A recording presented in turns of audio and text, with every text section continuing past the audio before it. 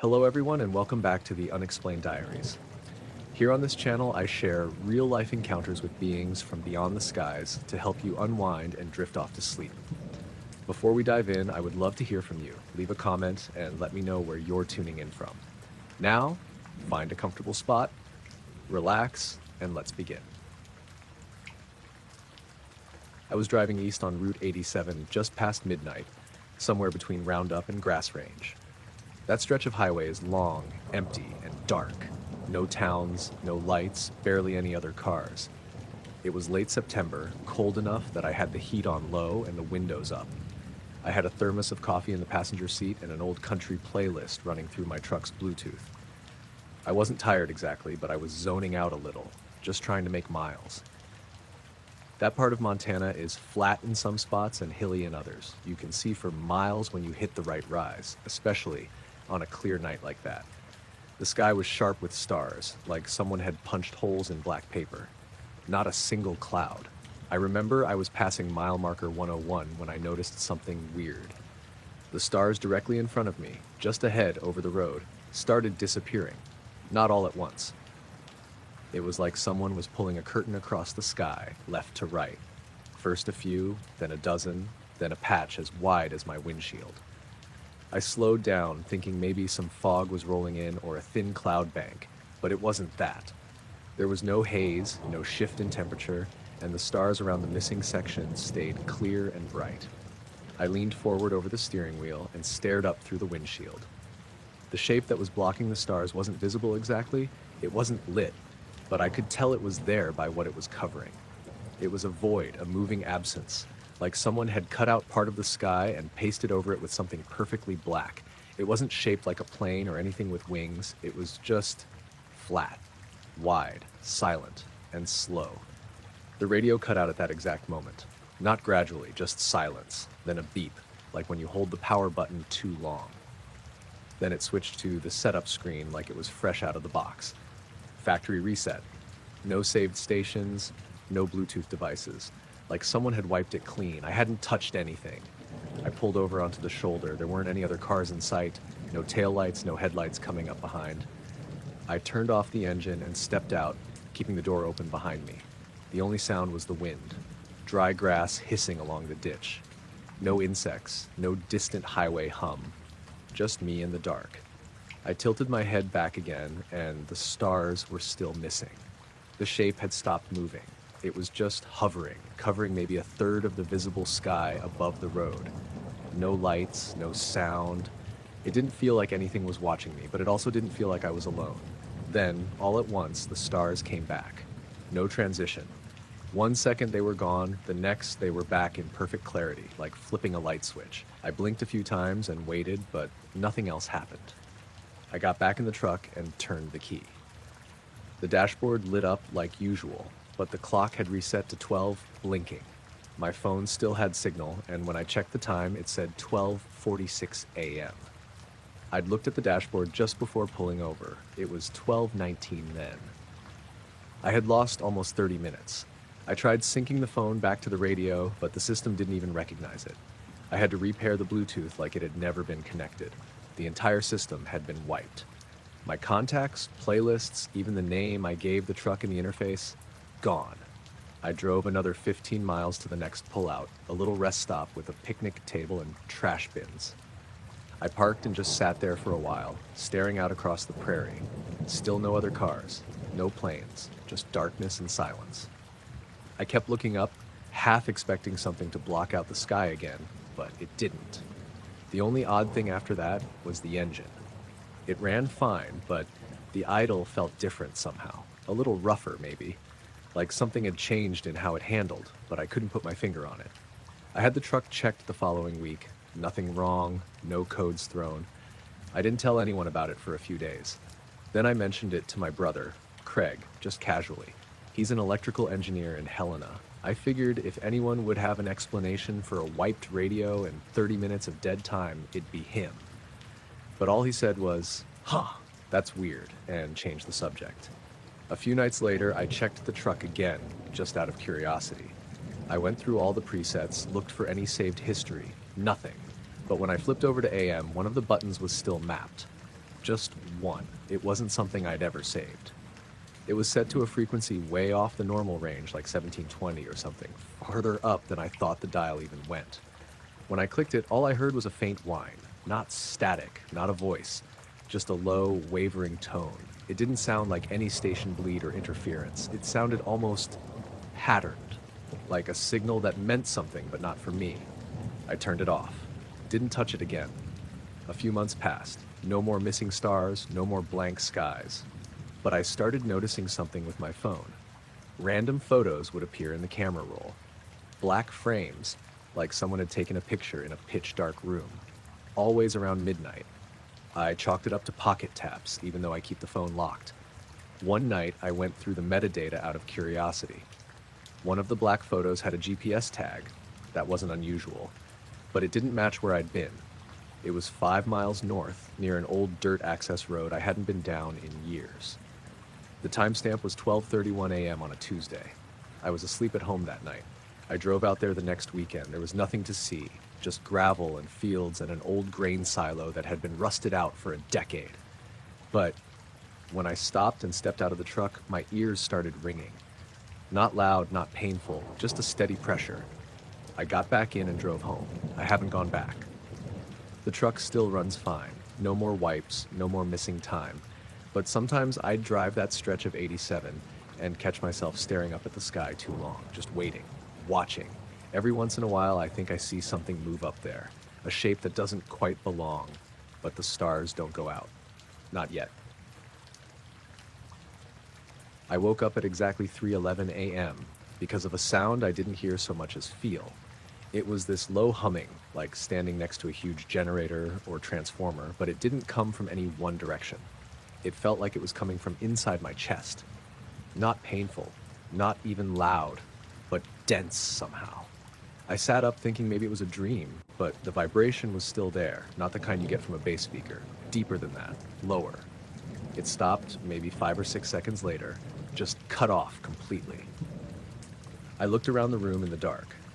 Everything seemed normal until I glanced at my phone on the nightstand. The screen showed the time, 3:11, but the charging symbol was gone. I reached for it, and the cable was still plugged in, but the phone wasn't charging. I sat there for a few seconds, and then I noticed the hallway outside my bedroom was pitch black. Normally, there's a little glow from the stove clock and the router lights out in the kitchen, but it was completely dark. I got up and went out into the hallway. Every digital clock in the house was blinking. Microwave, oven, cable box. Even the little one I keep in the laundry room, which is battery operated, was blinking like it had been reset. I checked my phone again, and it was charging now. It had 72%, which is weird because I plugged it in at 19% before I went to sleep. I remember the number because I almost didn't bother plugging it in. The power had obviously gone out at some point, but nothing else in the house had tripped. No breakers, no blown bulbs. I looked out the front window and the street lights were still on.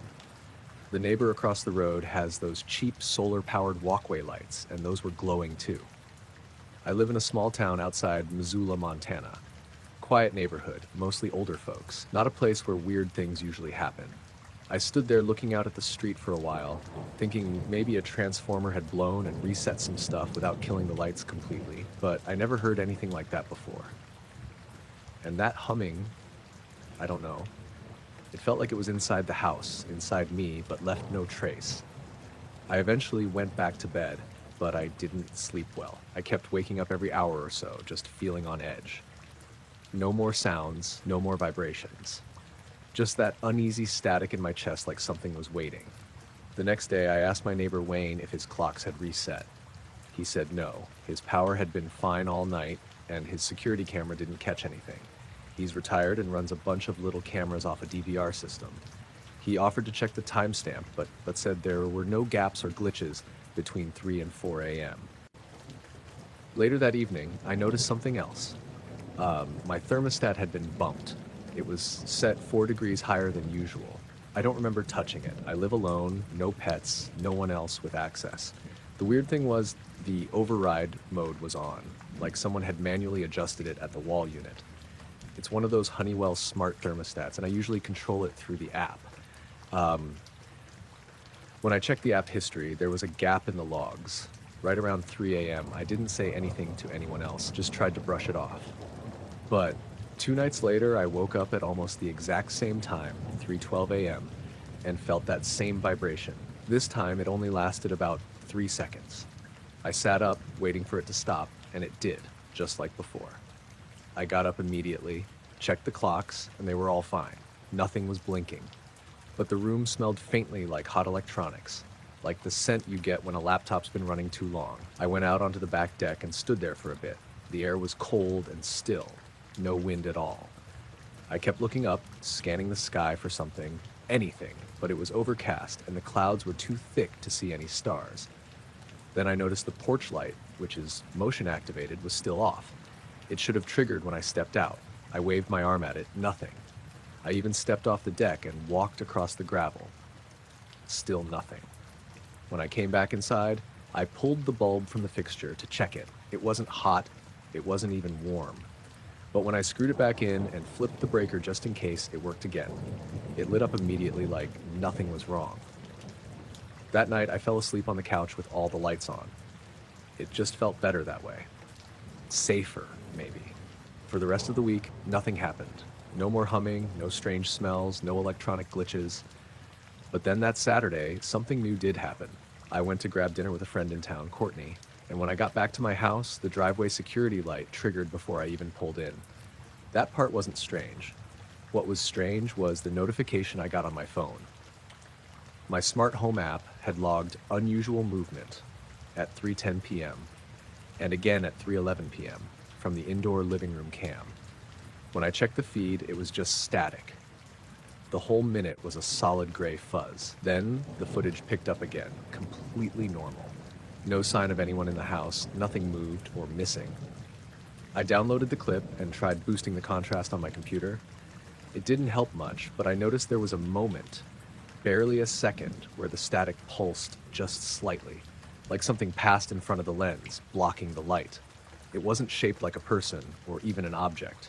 It was just a slow, dim shift in the brightness, almost like a shadow where there shouldn't be one. I unplugged the indoor cam after that, haven't plugged it back in. I still don't know what any of it was. I haven't told Courtney or anyone else. What would I even say? My clocks blinked and my porch light didn't turn on. A few weeks have gone by now, no more humming, no more glitches, but I've noticed a pattern. I wake up now at almost exactly 3:11 a.m. most nights. No alarm, no noise. I just open my eyes, check the clock, and it's always within a minute of that time. It's not fear anymore. It's more like something waiting, like I'm supposed to notice something and haven't yet. I moved the bedroom clock out last night and put in an old analog one. No lights, no digital anything. I still woke up at 3:11, but this time I didn't move. I just lay there, breathing quietly, eyes closed. I swear the air felt different for a few seconds. Like something big had just passed through the room without touching anything. Then it was gone, and I went back to sleep. I woke up with my heart pounding like someone had slammed a door downstairs. I thought I heard my name, Mark, clear as anything, like it had come from just outside my bedroom window. Not yelled, but not whispered either. More like someone was trying not to wake the whole house, just me. I sat up, held my breath for a second. My room was quiet except for the ceiling fan ticking slightly as it rotated. I live alone in a small house on the edge of Lanesboro, Minnesota. Quiet town, nothing much ever happens. Neighbors aren't close enough to just randomly call out like that, especially not at 3:17 a.m. I got up and went to the window. I didn't flip on the lights because I didn't want to ruin my night vision. The yard looked normal.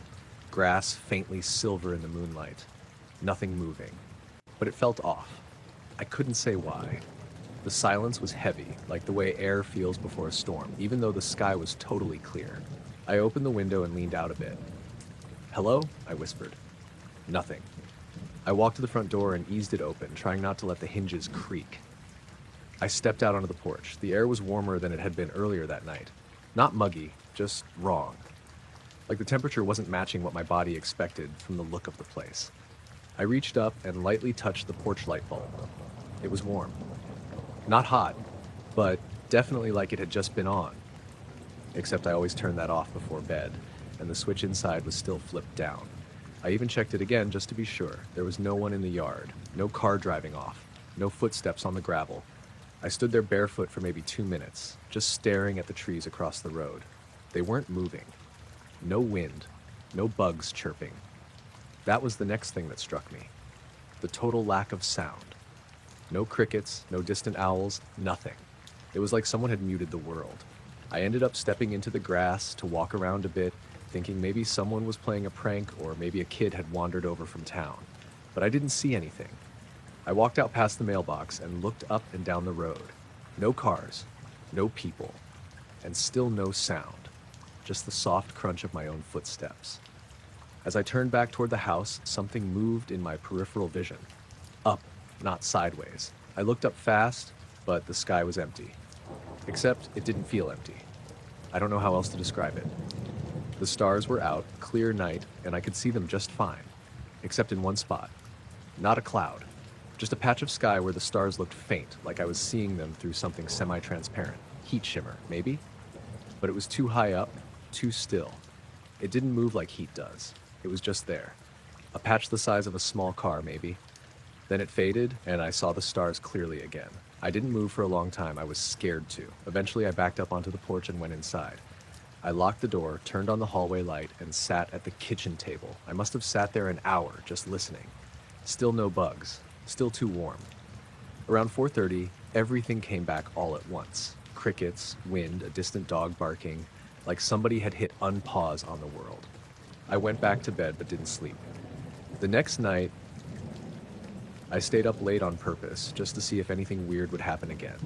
I turned off all the lights and sat by the living room window that faces the yard. Nothing happened. But at 3:11 a.m., the porch light flicked on by itself. Just for a second. Then it clicked off again. I went out and checked. The bulb was warm again.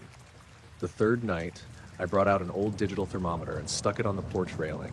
I also set my phone to record video out the window. I didn't get anything unusual on the video, but I checked the thermometer after the light blinked on again, same time, almost to the minute, and it read 74 degrees. The air temperature that night was 56. I even called the power company just to rule out any weird surges or outages. They said there was nothing in my area. I didn't mention the light thing. A few nights later, I thought it had stopped. I slept fine, no lights, no noise. But then my phone buzzed with a notification from the motion-activated camera I'd installed on the porch earlier that week. It was a short clip, maybe 2 seconds long. In the footage, the porch light doesn't turn on, but the yard flashes bright white, like a camera flash, and then nothing. No sound. Just the light. It lit up everything, and there was no source visible. Just brightness, like someone had shined a spotlight from nowhere. I stepped through the video frame by frame. In one of the frames, I could swear the shadows look wrong, like they're all pointing inward toward a spot above the lawn. The next night, I sat on the porch with a cup of coffee and waited. Nothing happened. No flash, no sound. But I started to feel watched. Not paranoia exactly. It felt too physical for that. Like someone was standing just behind the hedges at the edge of the yard, just inside the dark. I couldn't hear breathing or movement. I just felt it. I ended up saying something out loud. I don't even know why. I said, "You can leave now." I meant it as a joke, kind of. Just trying to break the tension. But the moment I said it, the porch light blinked on. Not flickered. Full on. Stayed on for 10 seconds, then shut off. I didn't go outside again for a few days. The most recent thing was 3 nights ago. I woke at exactly 3:11 again. No sound, no lights, but the clock on my microwave was flashing like the power had gone out, except nothing else in the house had reset. My fridge clock was fine. My phone hadn't lost power, only the microwave.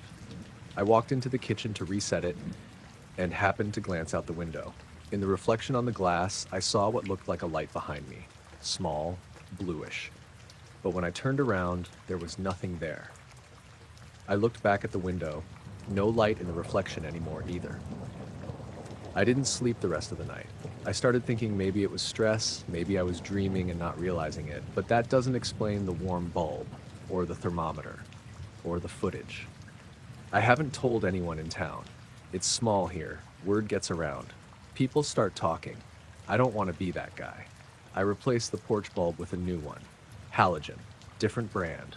I even unscrewed it slightly so it couldn't make a full connection. But 2 nights ago, it lit up anyway, despite being physically disconnected. That was the last time I slept with the bedroom window open. I'm not saying what it was. I'm not claiming anything. All I know is something's been showing up around 3:11 a.m. and it seems to know my name. It was around 10:30 on a Thursday night, early October. I just finished cleaning up dinner and remembered the trash had to go out. Collection was Friday morning. I was barefoot, wearing just a hoodie and old sweatpants, walking the can down the side of the house to the curb. It had been a quiet night. No wind, just that cold stillness that settles in when the temperature drops quick after dark. We live in a cul-de-sac outside of Medford, Oregon. Suburban, but on the edge of a more rural patch. A few houses, big yards, and nothing but woods behind our fence line. I got to the curb and popped the lid shut on the can when I noticed a soft light to my left, like someone had flicked on a porch lamp across the way. But it wasn't a lamp. Across the street, just above the Wilkinsons' house, maybe 20-25 feet above their roofline, there was a pale bluish-white light. Oval-shaped, not blinking, not swaying, just hanging there. The Wilkinsons were out of town that week, so I knew it wasn't them messing with anything. My first thought was drone, but it didn't move like a drone. No tilt, no hum, completely still. And it wasn't that sharp LED white most drones have. This was softer, almost foggy, like light shining through frosted glass. I stood there watching it for maybe 10 seconds, and I don't remember hearing a thing. No bugs, no breeze, no distant traffic, just silence. I looked down the street. No other lights, no other people. Just the yellow porch glow from a few houses and that pale thing over the roof. Then it dimmed, not all at once. It faded like someone turning down a dimmer switch slowly. When it got to the point I could barely see it, it didn't fly off or move. It just vanished, like it blinked out. I stood there for a full minute, staring at the spot. Nothing. No sound, no movement. Just the same quiet street I've lived on for 12 years. I went back inside and locked the door behind me. Didn't say anything to my wife, Erin. She was already half asleep on the couch. The next morning, I walked across the street before work, just to see. There was nothing on the Wilkinsons' lawn or roof. No signs of anyone having been there. No scorched patches, no tire tracks, nothing out of place. I tried to forget about it. Figured maybe I saw a reflection. Maybe someone behind me opened a window and it caught some light weird. But that night, around the same time, I was in the kitchen finishing dishes when the motion light in our backyard clicked on. I glanced out the window, thinking maybe a raccoon or one of the stray cats from down the hill. There was nothing, just the yard. Still, dimly lit, leaves shifting in the breeze. But the light stayed on longer than it should have. Usually it turns off after 30 seconds, but this time it lasted a full minute before shutting off. I didn't go outside. The third night, Saturday, is when things got harder to explain. Around 10:45, I stepped out to grab a hoodie from the car. It had rained earlier and the air was damp. I didn't notice anything at first, but as I walked up the driveway, I felt something shift, like pressure in my ears, almost like when you're gaining altitude in a plane. A soft, muffled pop, then that thick quiet again, like sound was being soaked up by something. I turned around and looked across the street. Nothing above the Wilkinsons this time, but farther off, past the end of the cul-de-sac, above the tree line, I saw movement. Something dark shifted against the sky. It wasn't lit, and it wasn't shaped like a plane or bird. It was wide and slow and wrong. I froze. Tried to trace it, but it blended into the sky so well I could only track it by what stars it blocked out, just like a smear in the air. No lights, no sound.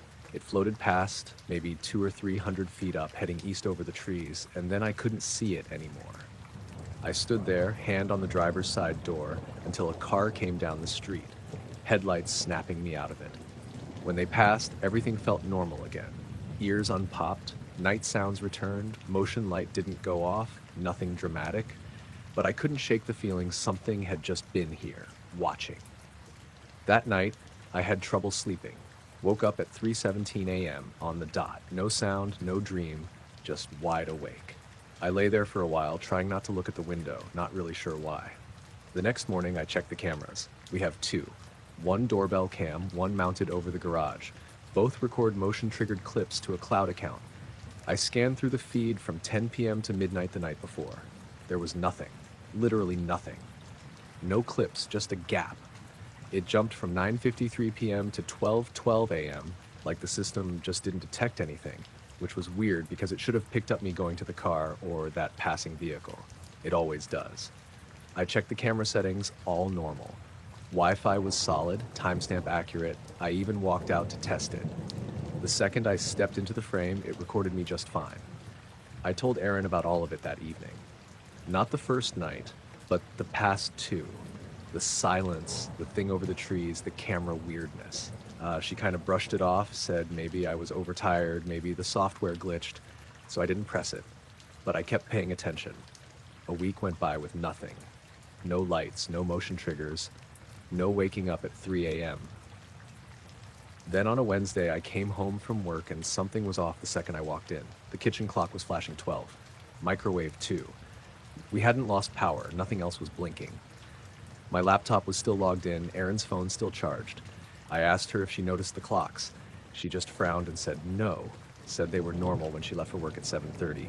So sometime between 7:30 and 6 p.m., only the kitchen clocks reset and nothing else. That night I took the trash out again around 10:20. Sky was overcast, no stars. I stood in the driveway a little longer than usual, just watching. And there it was again.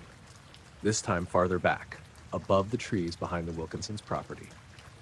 Same pale, hazy light, hovering, not moving, no beam, just there. I didn't go any closer. I didn't look away. I just stood there, breathing slow, staring at it for what felt like a full minute. Then it dimmed, same as before, slow, soft, until it was gone. The second it vanished, my porch light flickered once, just a quick blink, then back to normal. I turned and went inside. I didn't check the cameras, didn't want to know if they saw it or not. I just made sure the door was locked, drew the blinds, and went to bed. We were camping up near Lake Sylvia in Washington. Me, my cousin Travis, and his buddy Eli. We'd gone up Friday afternoon, early September, that little pocket of time where the evenings are cool but not freezing, and the mosquitoes finally start to back off.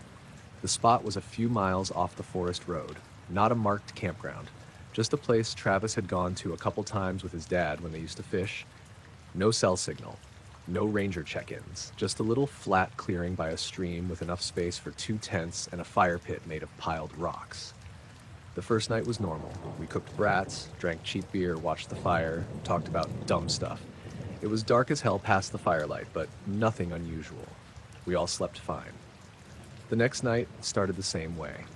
We'd hiked a bit during the day, found some animal bones by the water, probably a deer, nothing fresh. That kind of thing feels normal when you're out in it, you know? Anyway, by around 11 p.m., the fire was dying down. Eli had already gone to bed, and Travis was laying on his back looking at the sky. I'd gotten up to take a piss and walked a little past the tents into the trees. Not far, maybe 20, 30 feet. I had my flashlight with me, just a small handheld LED one, nothing fancy. I wasn't thinking about anything, just standing there half asleep, when I noticed the beam of the flashlight looked off. It wasn't flickering or dimming, but it was bending. I know how that sounds, but it wasn't a spotlight or diffused beam. It had a clear edge, and the edge of that beam was curving slightly to the left, like it hit a patch of hot air or water vapor. I moved my hand. The beam stayed bent for a second, then straightened back out like normal. I thought maybe it was smoke from the fire catching in the air, but the fire was low and behind me, no smoke that far out. Then I saw movement, not right in front of me, off to the left, between the trees. It wasn't clear, just an outline, like when you catch something through frosted glass. A vague shape that was there and then wasn't. I froze. The woods were dead quiet. No wind, no branches creaking, no bugs chirping. I whispered, "Travis?" Before I even realized it was a dumb question. Travis was back by the fire. I could still see the flicker of orange through the trees behind me. I waited, listening. Nothing moved. The air felt weird, heavy, like it was pressing in on me, even though it wasn't cold or humid. I swept the flashlight toward where the outline had, but now the beam was normal, sharp, clean. I took a slow step back toward camp, then another. I didn't run or call out. I don't know why. I think I didn't want to make whatever it was know I saw it. When I got back to the tents, Travis was sitting up now, rubbing his face. "You hear something?" he asked. "Did you see anything over there?" I asked, nodding toward the trees. He looked at me for a second, then shook his head. "Like what?" "I don't know," I said. "Light bent weird. Saw a shape. Just something." He didn't laugh or brush it off. He just stood up and grabbed his headlamp. We both walked over there, quietly. Nothing. The ground looked the same. Leaves, sticks, a couple of old fire rings from other campers. No footprints but mine. Then I saw something new. A tree, maybe 10 feet tall, with bark stripped in a spiral about chest high. Clean. No bite marks. No claw gouges. Just the outer bark peeled off in a spiral band, like someone had twisted it by hand. Travis hadn't noticed it before, and he's good at spotting weird stuff like that. We went back to the tents. Neither of us said much. We didn't wake Eli. That night, I kept hearing little noises. Not twigs snapping, but soft shifts, like someone brushing against fabric. Once or twice, I thought I saw a pale light through the tent wall, but it was so faint I couldn't be sure. Could have been moonlight, though I don't think the moon was up. The next morning, Eli said he slept like a rock. No dreams, no sounds. Travis said he didn't sleep much. I looked around in the daylight, but there was nothing new. The peeled tree was still there. No tracks, no marks. We packed up after breakfast and hiked out early. It wasn't until we got back to the truck that I noticed the time on the dash was wrong. It was behind by about 15 minutes. I figured maybe the battery had drained a little, but the truck started fine, and my phone still had the correct time. Eli's did too. No one said anything about it on the drive home. I didn't bring up the flashlight again, and Travis didn't mention the stripped bark. But a few days later, he texted me a photo of his headlamp. The plastic lens had this weird foggy ring on it, like heat damage, but it still worked. We haven't been back to that spot since. I woke up to Luna growling, not barking, just this low, constant rumble deep in her chest. It took me a second to even realize what I was hearing. I live alone, and I usually sleep with a box fan running, so it kind of blended in at first. The room was dark. I remember glancing at the window to check for light. Nothing. Just blackness outside. I grabbed my phone from the nightstand and saw the time, 4:16 a.m. Luna, my shepherd mix, was sitting stiff on the edge of the bed, ears forward, eyes locked on the ceiling in the far corner near the closet. Her head was tilted just slightly, like she was trying to figure something out. I sat up and whispered her name, but she didn't move. I followed her gaze, and for maybe a second, maybe even less, I thought I saw something up there. Like a glow. A faint bluish-white shimmer right at the edge of the ceiling where the two walls met. It wasn't a light bulb kind of glow, more like the way light hits frost or oil. Just the suggestion of light, and then it was gone. Darkness again. I got up and turned the lamp on. Nothing. Ceiling was clear. I even grabbed a broom and tapped around up there like an idiot. No bugs, no leaks. Luna had stopped growling, but she was still staring, tail low and stiff. I didn't sleep the rest of the night. I just left the lamp on and lay there listening. No more noises, no more lights. But Luna stayed awake too. She eventually laid back down, but she didn't sleep. Every time I looked at her, her eyes were open and pointed at that same spot. The next morning felt weird. Not in any dramatic way, just off. My coffee tasted metallic, which might have just been in my head. My phone battery was dead. Not low, dead, even though I had it plugged in overnight. I checked the cable, checked the outlet. Everything worked when I tested it later. It charged fine that afternoon. That glow stuck with me. I've had floaters in my vision before, and I know what dreams feel like when they bleed into waking. This wasn't that. I was fully awake, and it wasn't in my eyes. It was external, in the air. I checked my smoke alarm too. No blinking lights, no reflections from anything. The rest of that week was quiet. Nothing unusual happened, but I felt uneasy every night. It was worse between 3 and 5 a.m., like my body was on high alert for something I couldn't name. Then Friday came, and something else happened. I was watching TV in the living room, some dumb comedy I wasn't even paying attention to, and Luna, who'd been sleeping next to the couch, suddenly stood up and walked to the hallway. Her nails clicked on the tile. I muted the TV and listened. She wasn't growling this time, just standing there, alert. After a few seconds, I heard this faint creaking sound. It came from the back of the house, the area near my bedroom. It wasn't floorboards shifting or pipes. I know those sounds. It was rhythmic, like something rocking gently. I don't have anything back there that would creak like that. I stood up and took a few steps toward the hall. Luna turned to look at me, then looked back toward the bedroom.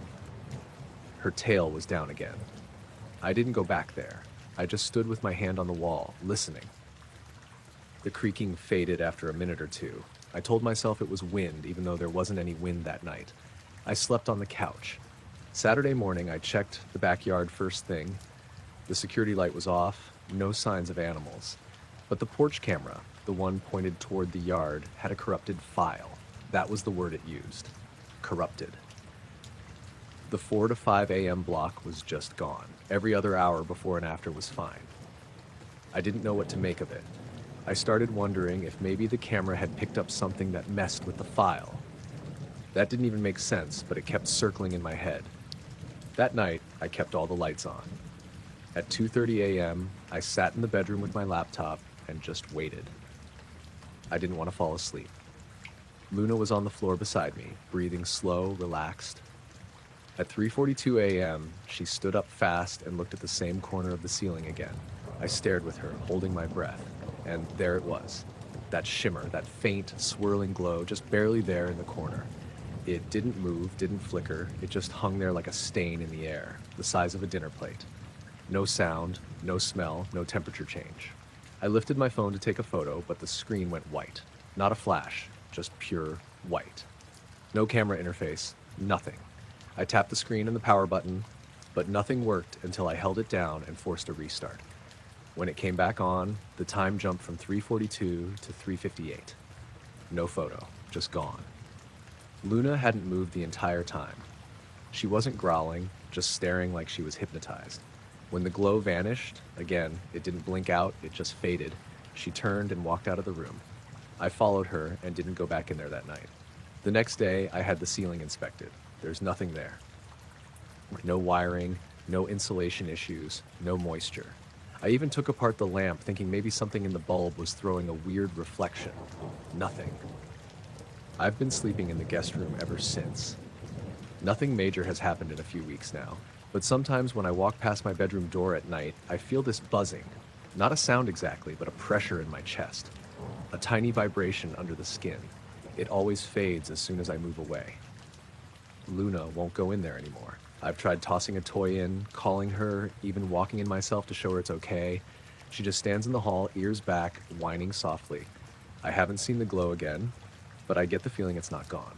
Just waiting. I was sitting on the back porch around 8:15 on a Tuesday night, smoking a cigarette and listening to the crickets. It had been a warm day in early August, low 70s with almost no breeze. The sky was as clear as it gets out here in Western Oregon. No clouds, just stars spreading out like a sheet. I had my boots off and my feet up on the railing, just trying to relax after mowing the lawn and dealing with a stack of bills that had piled up on the kitchen counter. Luna, my pit lab mix, was lying at my feet, eyes half closed. I wasn't thinking about much until the air suddenly changed. It was weird. Like that moment before a thunderstorm when the pressure drops but without any thunderclouds.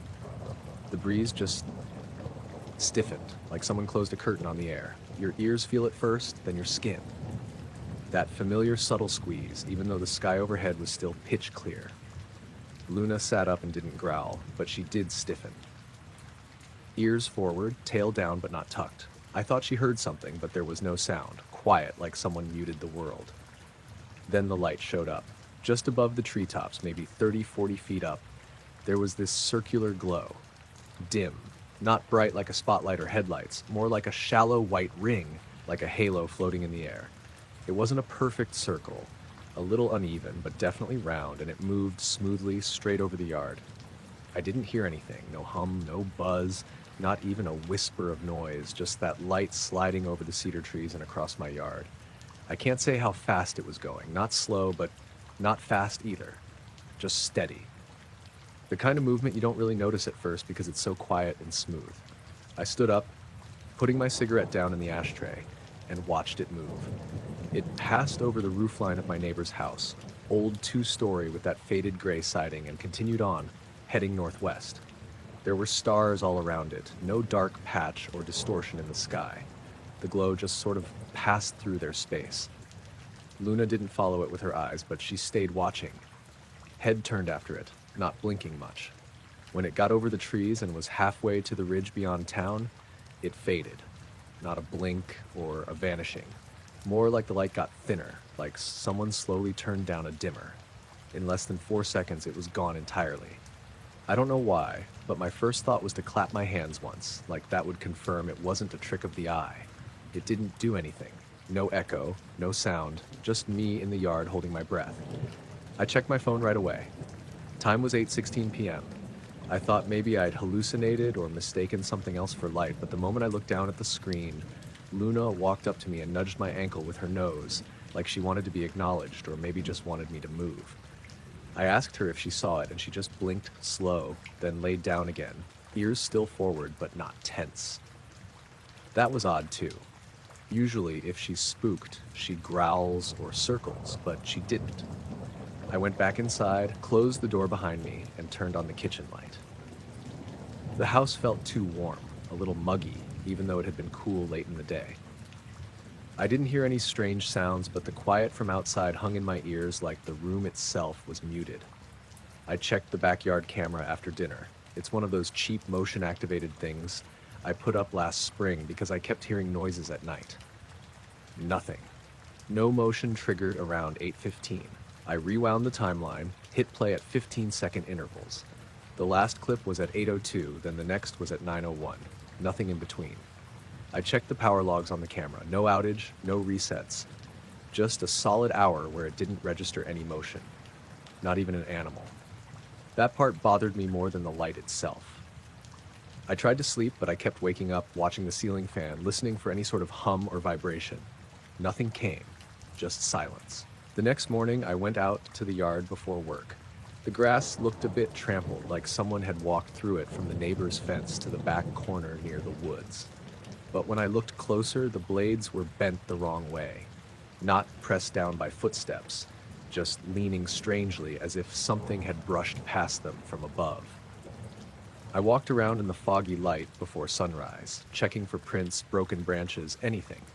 Nothing that made sense. No footprints, no drag marks, no tree scars, just grass, bent awkwardly, and some leaves that had fallen in a circle near the fence, but not a perfect circle, just a subtle curve like wind had spun them, except there was no wind that morning.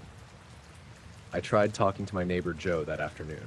I asked if he saw anything weird in the sky. He just laughed and said the town's been quiet lately, just the usual stars and satellites. He hadn't noticed anything. His wife, Margie, didn't either. I went back to that part of the yard later that night, around 8 p.m., carrying a flashlight and Luna trailing at my heels. I scanned the trees, the fence line, the back edge of the property. The air was cooler than it had been the night before, and more still. The hum of cicadas filled the silence. I didn't hear anything like last night's pressure change. Then, right about 8:15, I felt it again, that subtle shift in the air, like something unseen pressed in my ears and chest for a heartbeat. Not loud, not sharp, just an odd sensation. I lifted my head. Nothing showed. No glow, no shape, no shifting lights, just quiet and stars. I walked back to the porch and sat down. Luna lay down beside me, eyes closed, tail relaxed. I watched the sky for a long time, letting the crickets sing and the wind stay absent. Eventually, I went inside. I didn't look up at the sky again before bed. I checked the backyard camera once more. Still nothing recorded from last night. No motion alerts, no weird glitches. Nothing. But every time I walk outside around 8:15 now, I notice the air first. That same stillness, like something is waiting just beyond what I can see. I stand there, cigarette in hand, ears open, hoping not to catch the sound or the light again. Not out of fear, exactly, just confusion and that quiet, creeping sense that something was once there and might still be watching. I woke up because I heard the little chirp from the home security app on my phone. It was 2:02 a.m. and the screen said, "Motion detected in backyard." I live in rural Boonville, up in the Arkansas Ozarks, not exactly a high crime area. but I keep a couple of cameras trained on the yard and driveway after someone stole my grill last summer. I didn't expect to see anything interesting at 2 a.m., much less this. I clicked the notification and watched the clip. It was almost pitch black in the yard, just shadows from the trees and the wooden fence. Then, for a split second, half a second really, the whole yard lit up, white, like someone had turned on a massive floodlight pointed straight down from the sky. There was no lightning, no sound on the clip, no thunder or thunderclap or crack or anything. Just that flash. The weirdest part was that there was no source in the frame. Not a drone, not headlights, nothing reflective that could have cast the light. Just the yard, bright as day for an instant, and then darkness again. The timestamp in the corner said 2147. I sat there trying to process it, replaying that tiny blip over and over. I looked out the bedroom window toward the backyard. No light, no glow anywhere.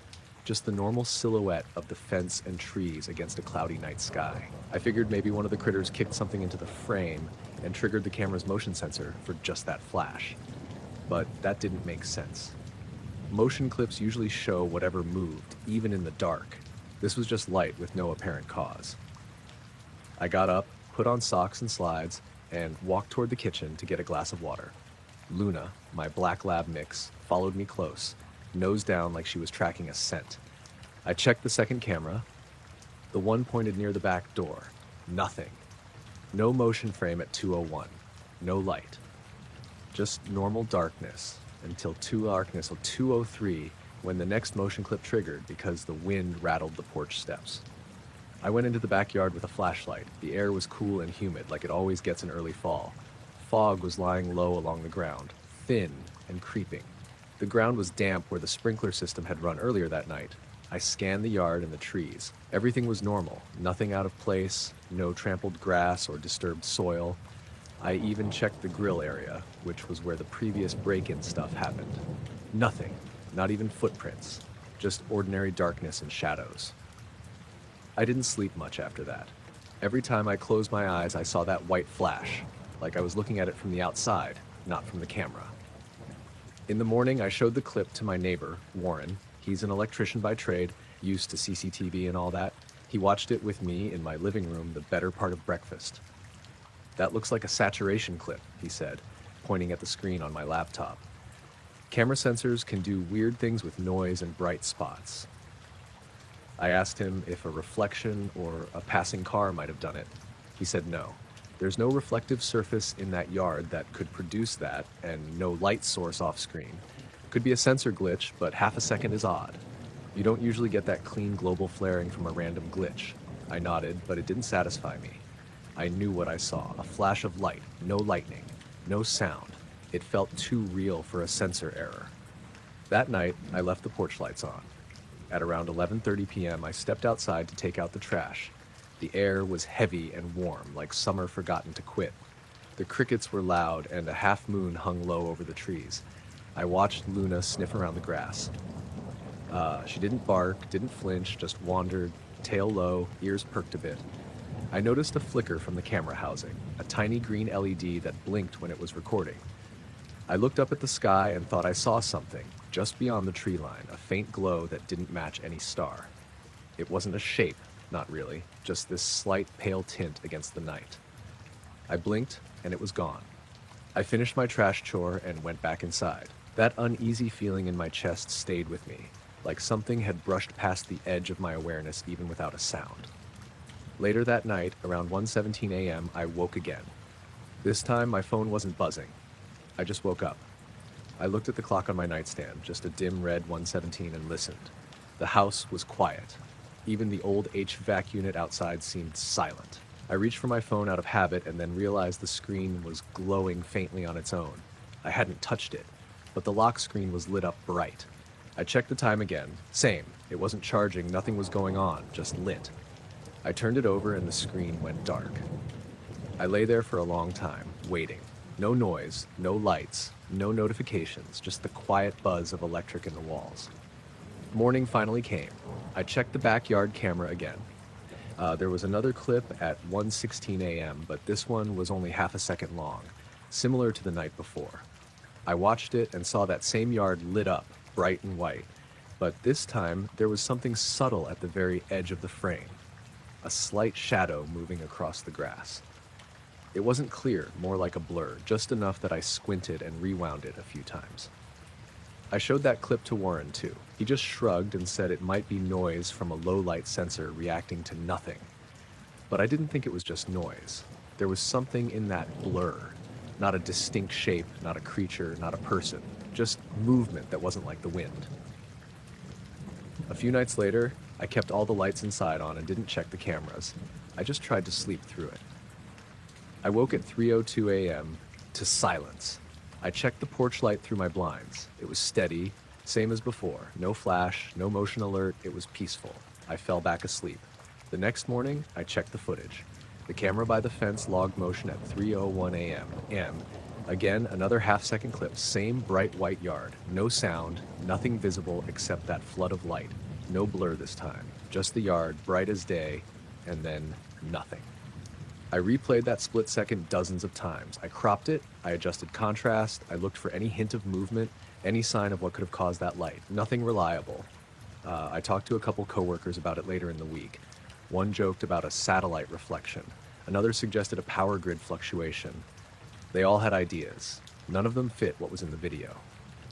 The weird thing is, the rest of the footage that night, the hours before and after, was ordinary. Nothing. No animals, no cars, no shifting lights among the trees. Just darkness, like always. When I step outside at night now, I find myself looking up at the sky more than the yard.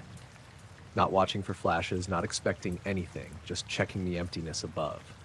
I stand there a little longer than I used to, breathe a little deeper, and then go back inside. But I check the cameras every morning, every single morning. And every day, I play those half-second clips. Hundreds of frames stretched into a blink that makes the yard as bright as day. Nothing else shows in them yet, just the light and the quiet. It was early November, maybe the second week, and I was driving from my sister's place in Millersburg back to where I live in Marietta. It's about an hour and a half drive through mostly back roads and farmland. I left her house later than I meant to, closer to 11 p.m., and by the time I was out of town and into the unlit stretches, the fog had started to settle in. Not thick at first, but enough that I had to slow down. I've made that drive dozens of times, so I wasn't worried. I had music playing low and a big thermos of gas station coffee in the cup holder. My only real concern was deer, since they like to jump out on those back roads. But the farther I got into the hills, the heavier the fog got. Not just low to the ground, it started clinging to the trees, thick bands drifting across the road like smoke. Somewhere past a little town called Dresden, where the farms get sparse and the woods close in tight, my high beams stopped helping. They were just bouncing off the fog, so I dimmed them and crept along maybe 30 miles an hour, just trying to keep between the faded white lines. That's when I saw the headlights. At first I thought it was another car coming around a bend up ahead, maybe half a mile away. Two bright points of light, side by side, a little yellowish, except something was immediately off. They looked too high, like way too high, at least twice the height of any normal car or truck. They weren't blinding either, just suspended there, shining through the fog. I eased off the gas and watched them, expecting them to move, to get closer or shift as the other vehicle turned, but they just stayed in place. No motion, no glare, just fixed. I thought maybe it was a utility truck on a hillside or a combine or something, but the terrain there is pretty flat and mostly trees. And these lights were centered over the road, not off to the side. As I got closer, maybe a quarter mile out, the lights started to fade. Not flicker, just dim, like someone was slowly turning a dial. Within 5 or 6 seconds, they were completely gone. I reached the spot and there was nothing there.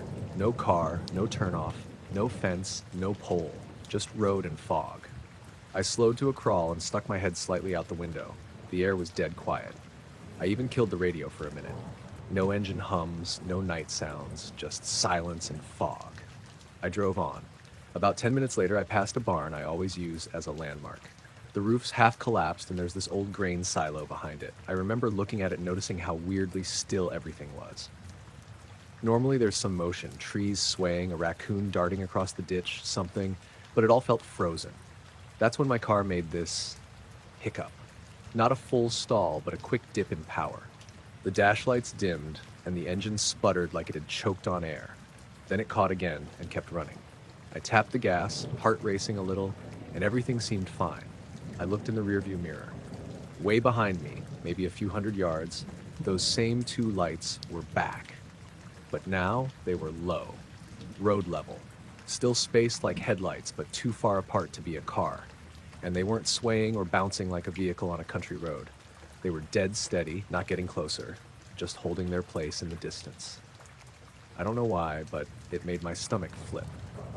I kept driving, trying not to look back too much. Every time I did, the lights were still there. Same position, same distance.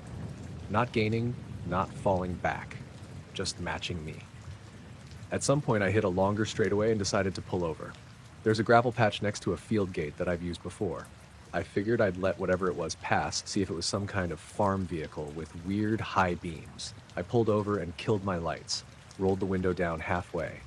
The lights behind me didn't move. They stayed where they were, hovering. Not even a hint of motion. I watched for maybe a full minute, not blinking much. Then they dimmed again, slowly, and vanished. I waited another couple minutes, engine still running. Nothing, just fog and dark. Eventually, I pulled back onto the road and kept going, a little faster now. By the time I got to the bridge outside Lowell, the fog started lifting. It thinned enough that I could see the stars again, and I felt this weird pressure in my chest ease up, like I'd been holding tension without realizing it. When I got home, I parked in the driveway and sat for a second before getting out. The sky was totally clear. My phone had no notifications, even though I'd had it on vibrate the whole drive. Then I noticed my trip odometer.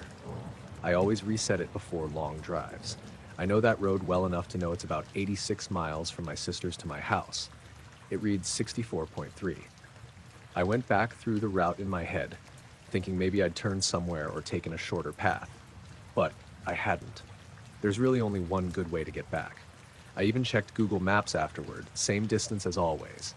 Somewhere along the way, I lost over 20 miles. No time was missing. I wasn't late getting home, but the car recorded less distance traveled than it should have. I've never figured that out.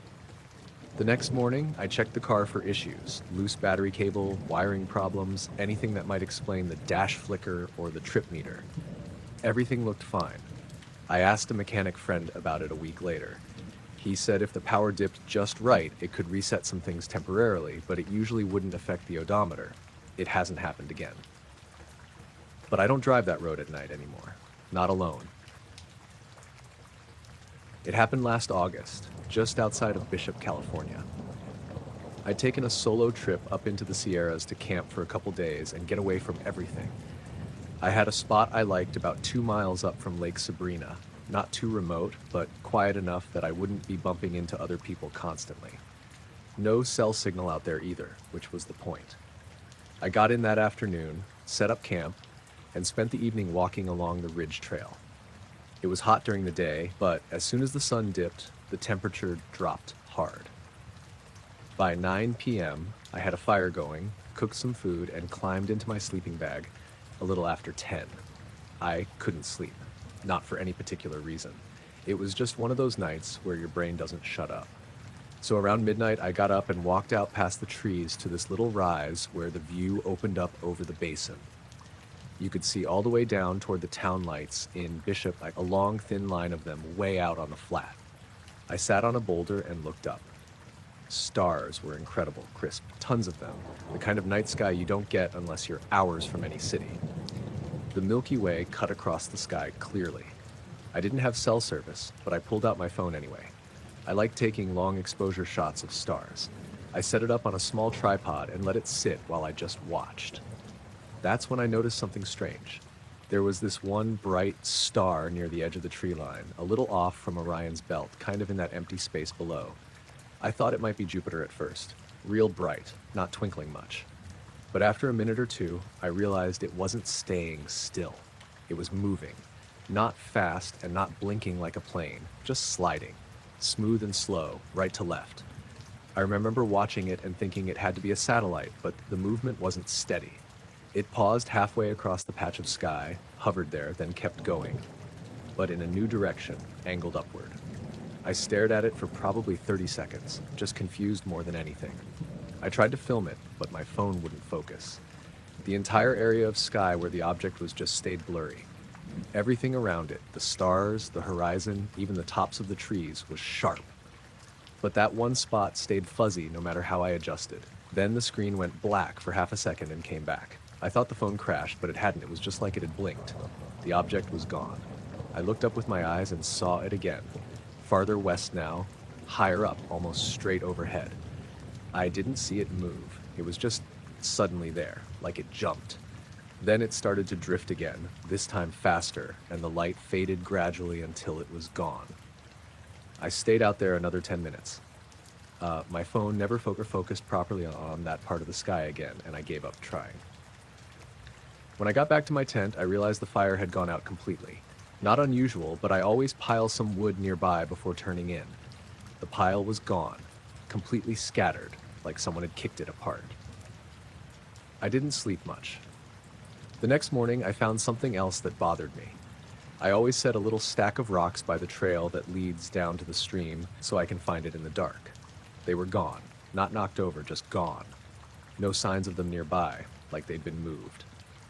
I was planning to stay 2 more nights, but I left that afternoon. The air felt wrong, and I couldn't shake the feeling I was being watched. Nothing dramatic happened. No figures in the woods, no missing time. Just the wrongness of it. Like something that didn't want to be seen had been seen for a moment.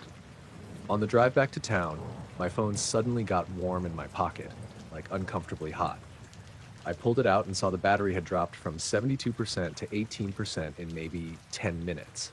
I hadn't used it. No apps were open. I still have the blurry photo it took that night.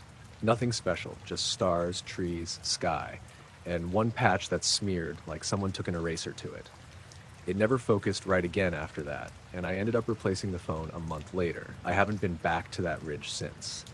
Not because I'm scared exactly, just something about it doesn't sit right. Like I wasn't supposed to notice what I saw, or it wasn't supposed to notice me.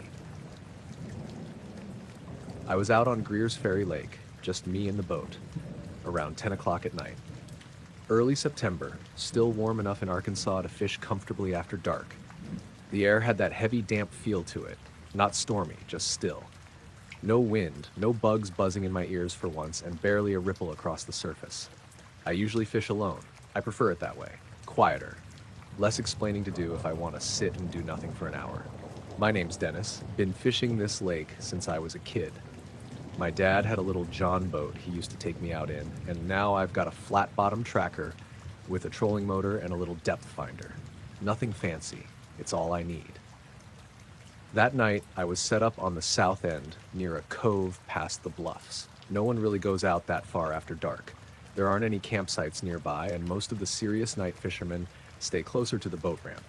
I liked the isolation. I anchored in maybe 15 feet of water, turned the overhead light off to avoid bugs, and just sat there with my line in the water and a cold Gatorade in hand. No music. No music. No phone. Just the quiet slap of water against the hull and the occasional hoot from an owl in the distance. I don't know how long I was sitting there. Could have been an hour, could have been 2. I wasn't catching anything. That didn't bother me. The point wasn't really the fish that night. At some point I started noticing the water under me looked off. Not visibly moving or bubbling or anything, but just slightly different. Like the color had shifted. I thought maybe clouds had moved across the moon and changed the way the light hit it. But when I looked up, I saw the sky was still mostly clear. Moon was bright, almost full, with just a few wisps of cloud hanging low, low to the west. I leaned forward, peering over the edge of the boat. That's when I saw it. A faint glow directly under me. Not a reflection, not the moon. It wasn't shimmering like light off the surface. It was beneath it. Maybe 4 or 5 feet down, like moonlight had somehow gotten trapped under the water. It wasn't flickering, and it didn't have a clear source. It was just there, glowing softly, pale blue, maybe a little silvery. I figured it had to be some kind of bioluminescence, maybe a patch of algae or something stirred up from the bottom. But it was too consistent, too defined. It wasn't drifting aimlessly. It was shaped not into something I could name, not a fish or object, but shaped like a soft oval, like a slow pulse of light. Then it started moving, not fast, not in a hurry, just sliding away from the boat, smooth and deliberate. It didn't leave a trail or ripple. The surface of the lake stayed perfectly calm, even my bobber didn't twitch. But I could see it passing under the water, glowing gently, slipping off toward deeper water. I stood up, slowly, trying not to rock the boat. I watched it go. It moved maybe 15 feet, paused, and then kept going, fading as it went. Eventually it disappeared into the darker part of the lake where the moonlight didn't reach. The whole thing lasted maybe a minute, maybe two. I didn't move for a while after that. I just stood there holding my fishing rod in one hand, the other resting on the edge of the boat. I kept looking at the water like it might come back. Eventually I sat down, reeled in the line, checked my phone out of habit even though I had no signal out there, no notifications, nothing new. That's when I noticed the depth finder had shut off. I thought maybe the battery died, but the trolling motor still worked, and they run off the same power supply. I switched it off and on again. Nothing. No lights, no beeping, just dead. I decided that was enough fishing for the night. I pulled anchor and started the motor, keeping it slow as I made my way back toward the ramp. I stayed close to the shoreline, which I normally don't bother with, but I felt better being near something solid. On the way back, maybe 10 minutes into the ride, I glanced over my shoulder and saw what I thought was another boat's light back in the direction I'd come from.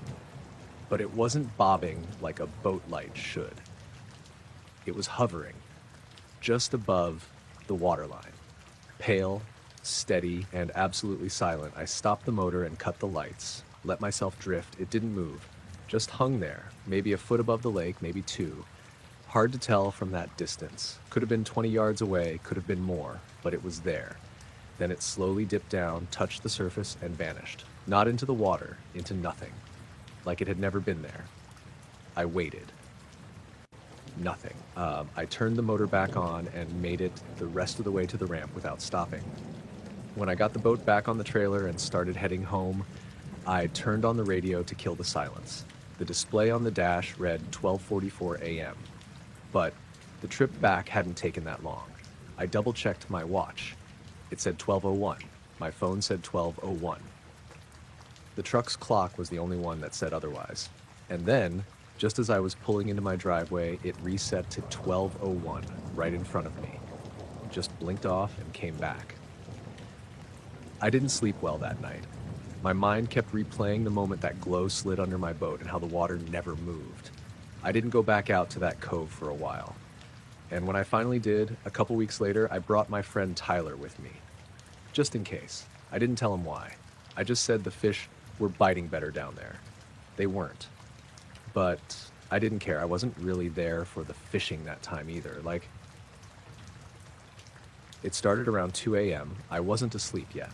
I'd been up late playing a game on my laptop, earbuds in, lights off. I live in a quiet neighborhood on the edge of a small town in Oregon. Real slow place. My house is older, one story, sits on a decent-sized lot backed up against a tree line. The nearest neighbor is maybe 100 yards away.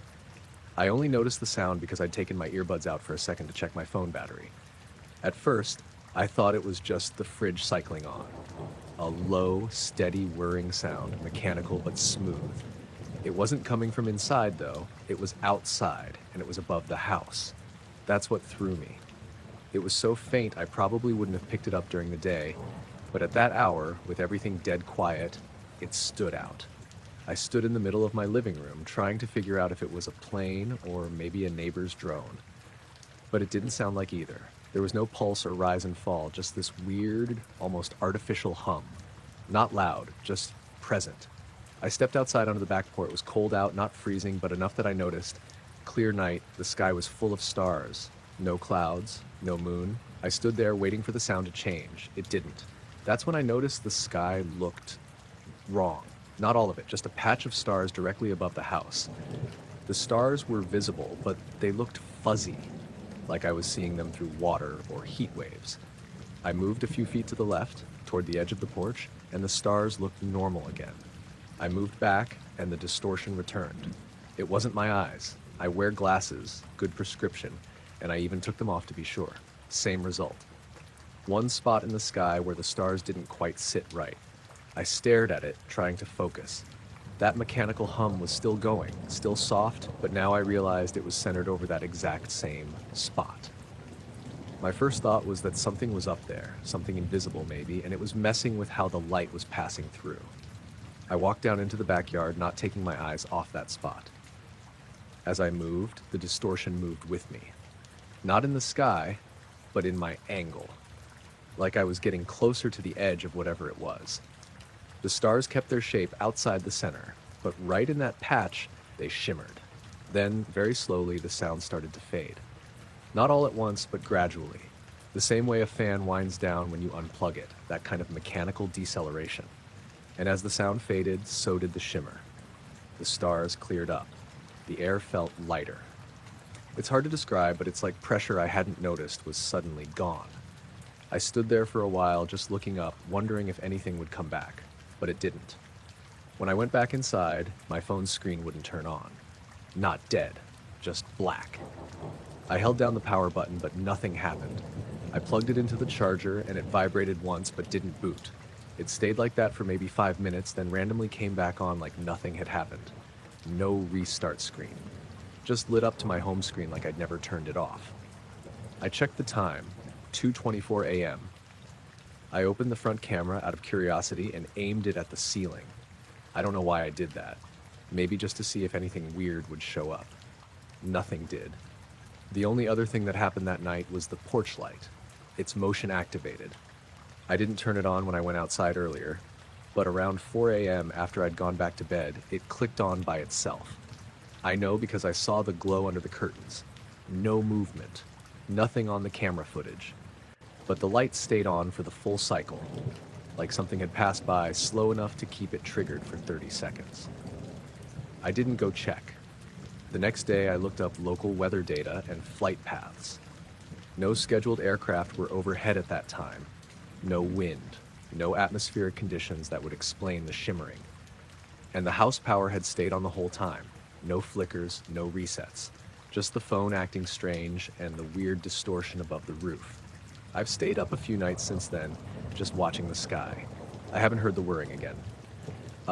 But I did see that patch of stars flicker once a few weeks later, just for a second, like something passed in front of them, something clear or almost clear, but it didn't stick around.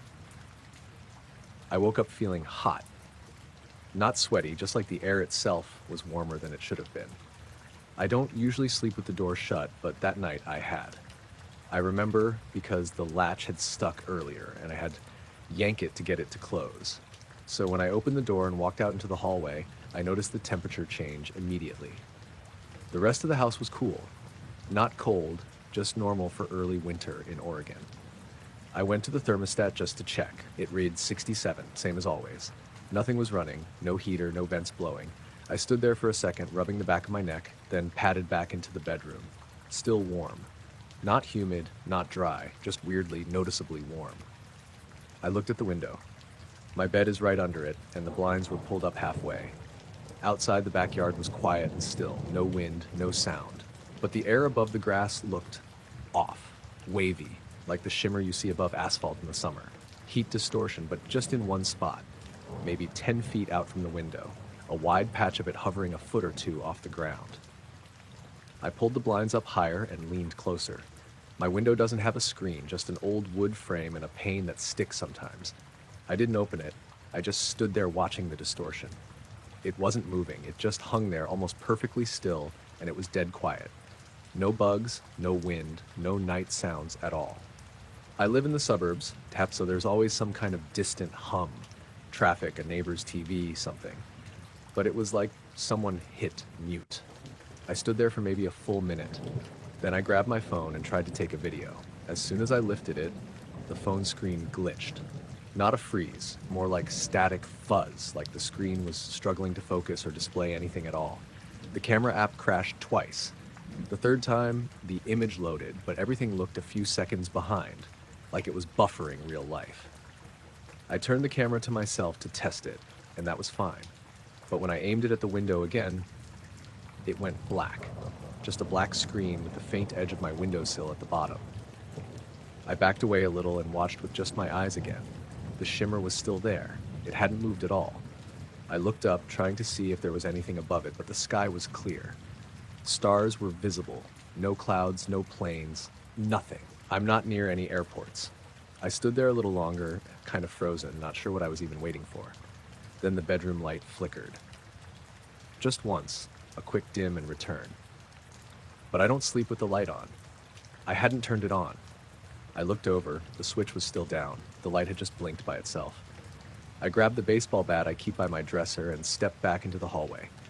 I stood there for a second, not really wanting to go outside, but not wanting to stay in that room either. I ended up walking into the kitchen, turning on all the lights as I went. Everything seemed normal there. Fridge hum, clock blinking 3:28 a.m. I hadn't noticed the time before. I sat at the kitchen table for a while, trying to think if maybe it was just one of those strange light things. Reflections, dew, maybe even some kind of power line distortion I didn't understand, I don't know. I looked out the sliding glass door that leads to the yard. The shimmer was still there, same spot. I turned off the kitchen light so I could see more clearly through the glass. As soon as I did, my motion detector light on the garage turned on, but nothing was moving out there. It lit up the side of the yard, casting a long shadow over the shimmered area, and for a second I thought I saw something inside it. Not clearly, not even a shape, just a darker section within the distortion that blinked out the grass behind it like something was standing there. I don't think I moved for at least 5 minutes. Eventually the garage light timed out and clicked off, and that's when I noticed the warmth again. The kitchen was heating up, not quickly, but enough to feel. I checked the thermostat again, still said 67, no vents running. I opened the sliding door just a crack. Cold air hit my face immediately, but only for about a second. Then the air right outside felt warm too, like the heat was leaking out from that spot and creeping toward the house. I shut the door and locked it again. Around 4 a.m., the shimmer disappeared. It didn't fade out. It just sort of blinked away, like flipping off a switch. The temperature in the bedroom dropped right after that, back to normal. My phone started working like nothing had happened. I checked the camera roll. No footage had saved, not even the failed attempts. I didn't sleep the rest of that night. Just lay in bed, eyes on the ceiling, waiting for the light to flicker again. It never did. By morning, the yard looked totally normal. No burns, no marks, no footprints. Just frost on the grass like nothing had ever been warm. I was hiking alone near Mount Eldon, just outside of Flagstaff, Arizona, late last fall. It was something I'd been doing more of, solo hikes after work to get away from everything. I lived in a small apartment downtown and worked remote for a software company, so getting outside in the evenings felt like the only way I could stay sane. That day had been warm for October, mid-60s, with clear skies. It was a dry heat that stuck around through dusk, the kind that makes the air feel bigger somehow. I'd taken the Fat Man's Loop trail, but branched off at one of the unmarked footpaths that lead a little higher up the slope. The sun had just gone down, and I was planning to stay long enough to catch some stars before heading back. I had a small flashlight in my jacket and one of those trail map apps on my phone that worked offline. I found a little clearing near a pile of volcanic rock, flat enough to sit on, and dropped my pack. The light was fading fast, but it wasn't completely dark yet. You know that in-between time when everything goes kind of gray and quiet? That's where I was. I pulled out my phone just to see how much time I had until full dark. The screen lit up fine, but the compass on the map app was spinning. I'd used the same app 100 times before. Usually it orients almost instantly, but this time the compass needle just kept turning in slow, perfect circles. North would settle for half a second, then it would jump and keep rotating. At first, I thought maybe I was standing too close to something metal, but there wasn't anything around me. Just dirt, rock, and a few scattered pine trees. I stood still and held the phone out away from me, trying to recalibrate it. That's when I noticed something overhead. There was a small point of light in the sky. Not bright like a star, more like a glint or reflection. It looked almost stationary at first. But when I focused on it, I realized it was moving. Not across the sky, but in a slow, tight circle. Perfectly round, tight enough that you wouldn't notice it if you weren't staring right at it. It didn't blink or fade. It just glided in that same circular path over and over, silent, steady. I looked around. The trail below was empty. No distant flashlights, no headlamps, no plane sounds, no wind. Total stillness, and that weirdly smooth movement overhead like it was being drawn by a compass itself. I thought maybe it was a drone. That seemed like the most logical guess. But I've seen drones and they don't move like that. They hum or buzz or wobble a little. This thing was completely silent, and it wasn't blinking red or green like most consumer drones. It was just that soft white point, circling. I tried taking a video with my phone, but as soon as I pointed it up, the camera went out of focus. Total blur. I tapped the screen, adjusted the settings, even tried switching apps. Nothing.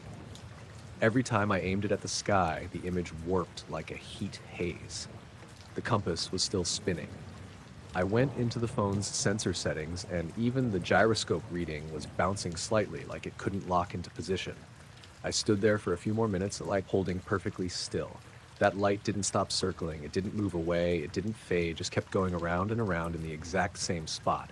Then all at once, it stopped. Not like it slowed down or drifted off, it just paused mid-circle and hung there, completely still. I froze. My hands were cold now and the hairs on my neck were standing up. I don't usually spook easy, but something about the way that light just watched, I guess. It felt like it was watching. I didn't move, didn't blink. The clearing around me felt wrong, like it was waiting for something too. After maybe 10 seconds, the point of light zipped off. Not in an arc, not gradually, just gone. Like it stretched into a streak for a split second, then disappeared into the sky. The compass on my phone stopped spinning. It settled immediately. North locked in. The maps snapped back into place. The gyroscope readings flattened. Everything on the phone was normal again. I didn't even get an alert or anything. It just reset. I didn't stay to watch the stars after that. I headed straight back to the main trail. I had my flashlight out, but I only used it for part of the way. Once I was under the thicker trees, it felt better to walk in the dark, less exposed somehow. About halfway down, I passed a couple coming up. I asked if they'd seen any drones or anything unusual in the sky. They said no, just stars. When I got back to my car, I sat inside for a while before turning the engine on. The compass in the dashboard showed north as due west for about 3 seconds, then corrected itself. I remember that detail because I looked at it, then turned my head toward the actual mountains and thought, that's not right. And then it fixed itself like nothing had happened. The drive home was quiet. I didn't try to play music. Didn't call anyone. I didn't even check the video I'd tried to take until the next morning. It was just static, a 10-second clip of gray fuzz. No audio, no image. Nothing else on my phone had been affected. I haven't done a solo hike up Eldon since. I've gone out with friends, but I don't tell them the real reason I avoid that side of the mountain. It's not that I'm scared, exactly. It's more like I don't want to bring whatever that was back with me. It was a Tuesday night, or technically early Wednesday morning, sometime last April. I'd fallen asleep on the couch, which wasn't unusual. I do that a lot when I tell myself I'm just going to rest my eyes after dinner. The TV was still on, volume low, playing reruns of some home renovation show. I woke up kind of abruptly, not from a dream or anything. It was just that sudden awareness where your body knows something's different. The apartment was quiet.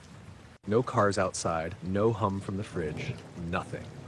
That stuck out because I live near a freeway in West Sacramento. There's always something buzzing or humming or passing by, but it was just still. I rubbed my face, sat up a bit, and realized the blinds behind me were glowing.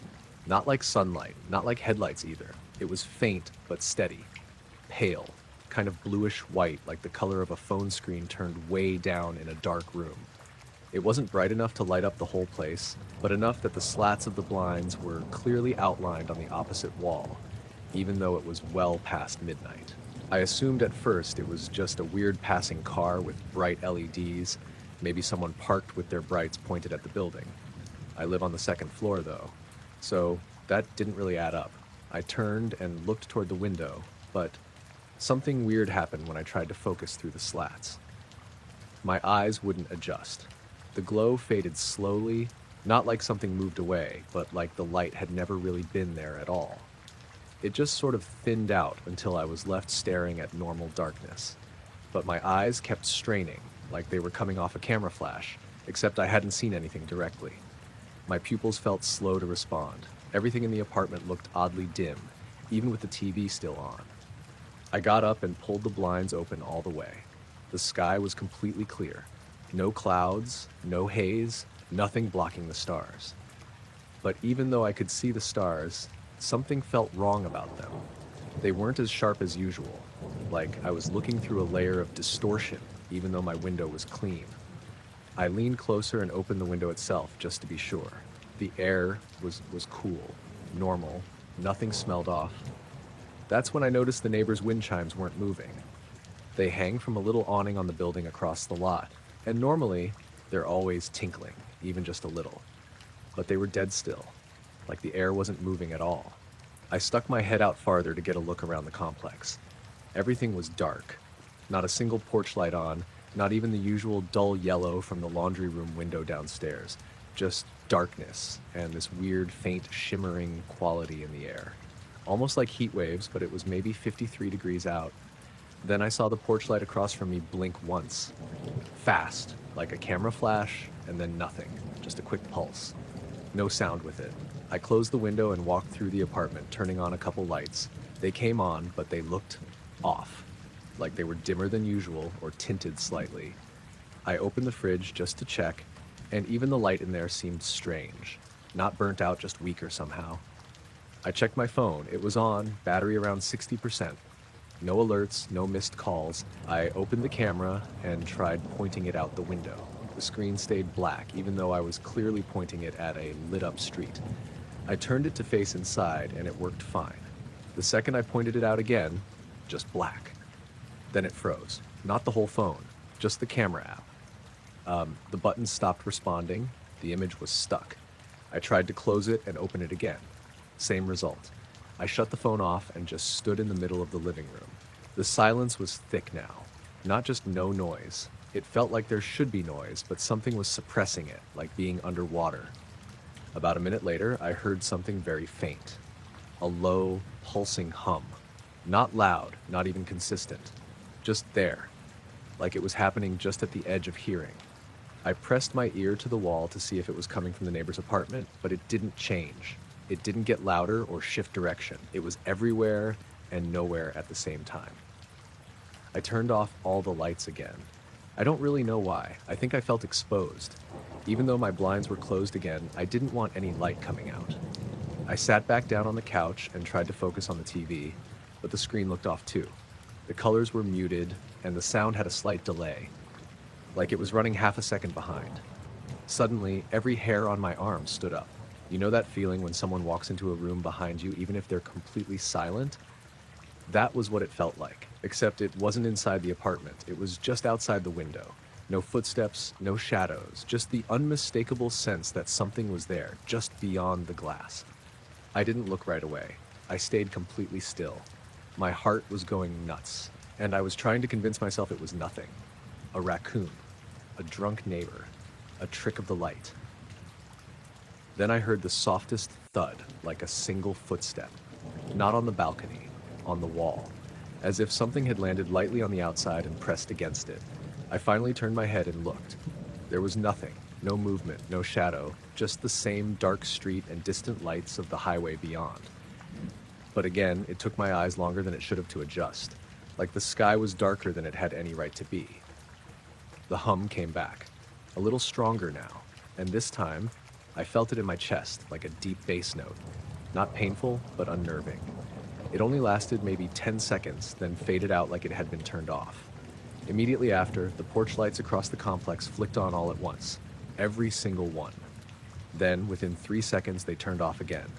Just one pulse of artificial daylight, then gone. My phone restarted by itself. The logo came up. It stayed on that screen for a while, longer than usual. When it finally booted up, it asked me to re-enter my passcode instead of using my fingerprint. My home screen was intact. No apps missing, no weird messages. But the clock was wrong. It said 3:22 a.m. That didn't make sense. I'd woken up just after 2:50. I was sure of it. I hadn't been sitting there for 30 minutes. Maybe 10, tops. Everything felt like it had clicked back into place. The sounds outside returned gradually. The distant traffic, a dog barking 2 blocks over, the wind chimes. Even the fridge motor kicked in again. I sat there until sunrise, not really thinking, just watching the sky. It looked normal by then. Pale blue creeping in from the east. No distortion, no glow, but I couldn't shake the feeling that something had passed over, or maybe stayed just long enough to notice me noticing it. It was just after 9 p.m. Early September, still warm out, but not uncomfortably so. I was walking my dog, a mutt named Jasper, around the block like I do every night. We live in a small neighborhood outside Asheville. Quiet. Quiet. Just a few dozen houses on a loop with no outlet. Most of the homes have big yards, old porches, tall trees. I'd been on the same loop 100 times, usually with earbuds in, but that night I left them at home. Jasper was sniffing every patch of grass like it was the most important thing in the world, and I was just zoning out watching him tug the leash back and forth. The crickets and tree frogs were loud, not in an annoying way, just the usual constant noise you stop noticing after a while. We were maybe 3/4 around the loop when I noticed the quiet. It wasn't like a slow fade, it just stopped. 1 second, the background noise was there, and the next it was gone. Every bug, every frog, even the breeze in the trees, just gone. Dead silent. I actually stopped walking because it felt wrong in a way I couldn't explain. Jasper stopped too, ears up, tail frozen mid-wag. He looked back at me like he was waiting for a cue, and I realized I was holding my breath. I started to turn around, maybe to go home, maybe just to check behind me, and that's when I saw the light. At the far end of the street, maybe 6 houses down, like there was a soft white glow. Not blinding, not headlights. It was lower to the ground than a streetlight and didn't cast shadows. It was just there. Like someone had painted a faint circle of light at the end of the road. At first I thought it was someone's porch light or a motion sensor, but the shape was off. It wasn't attached to anything, and it didn't blink or flicker. It hovered maybe 10 feet off the ground, almost exactly in the center of the street, perfectly still. I squinted, trying to figure out if it was some trick with fog or mist, but the air was totally clear. I reached down and touched Jasper's collar, more for my own comfort than his. He was staring at it too, not growling or barking, just locked in place, like he wasn't sure if we were in danger or not. We stood there for probably 20 seconds. Then the light moved. It didn't blink out or shoot off. It just started rising, straight up, slow and smooth, like a balloon. But it wasn't bobbing or wavering. It moved like it was on a rail, completely steady. And once it hit a certain height, maybe just above the tree line, it vanished. Not behind something, not out of sight. It just disappeared. The second it was gone, the sound came back. All at once. Crickets, frogs, the breeze, like flipping a switch. I didn't say anything. I didn't move. I just stood there with Jasper for another full minute before turning around and walking home. We didn't finish the loop. I didn't feel scared exactly, just weird, off balance, like my brain hadn't caught up yet. Back at the house, I checked the time, 9:18 p.m. We'd only been out maybe 20 minutes. I poured some water for Jasper and sat on the couch, trying to think of any normal explanation for what I'd seen. I even pulled up Google Maps to see if maybe there was a utility pole or something I hadn't noticed before. There wasn't. Later that night, after Jasper had fallen asleep at the foot of the bed, I tried to replay the moment in my head. The glow had no source, no shadows. The way it moved was too perfect. And that sudden silence, that was the part that really stuck with me. It wasn't just quiet, it was like the world paused. I didn't tell anyone about it for a while. Not because I thought they'd laugh or anything, but because I wasn't even sure how to describe it. Even now, it just feels like a glitch. Something out of sync with the rest of the world for a few minutes. I still walk Jasper every night, and I've passed that same spot dozens of times since. Nothing strange has happened again, but I don't wear earbuds anymore. I like being able to hear everything, just in case. It happened last October out on Highway 2 in Washington, just east of Gold Bar. I was heading back from visiting my sister in Leavenworth. She was in the hospital for a couple of days, nothing life-threatening, just complications from a surgery. I stayed longer than I planned, so I ended up driving home late, around 10:30 p.m. when I left. The road's mostly two-lane through that stretch. Trees on both sides, big evergreens that crowd up against the shoulders. No real towns between there and Monroe, just a few gas stations and some scattered cabins if you know where to look. I was maybe 40 minutes into the drive. It was dry and cold, sky clear, not much traffic. I was sipping coffee from a gas station cup, cruising steady around 55. No music, just the low hum of the tires on the pavement. Then I noticed something weird in the passenger side window. Not in the mirror. This was in the actual glass, like a reflection from the inside. There was this soft, round light, pale blue or white, kind of like the color of a computer screen in the dark. It wasn't bright enough to light up the cab or anything, but it was clearly there, just hovering near the edge of the glass. And the thing was, there was nothing behind me that could have made it. The road had been empty for miles. No cars in front, none behind. I even glanced at the rear view and confirmed it. Totally dark. The tree line on both sides was too close to reflect anything, and there weren't any buildings out there. So I turned my head. Just a quick look behind, over my shoulder. Nothing. No light source, no sign of movement. Just darkness. But when I looked back at the window, the reflection was still there. That stopped me cold. I tapped the brakes, not hard, just enough to slow down a little, and stared straight into the glass. The light hadn't moved.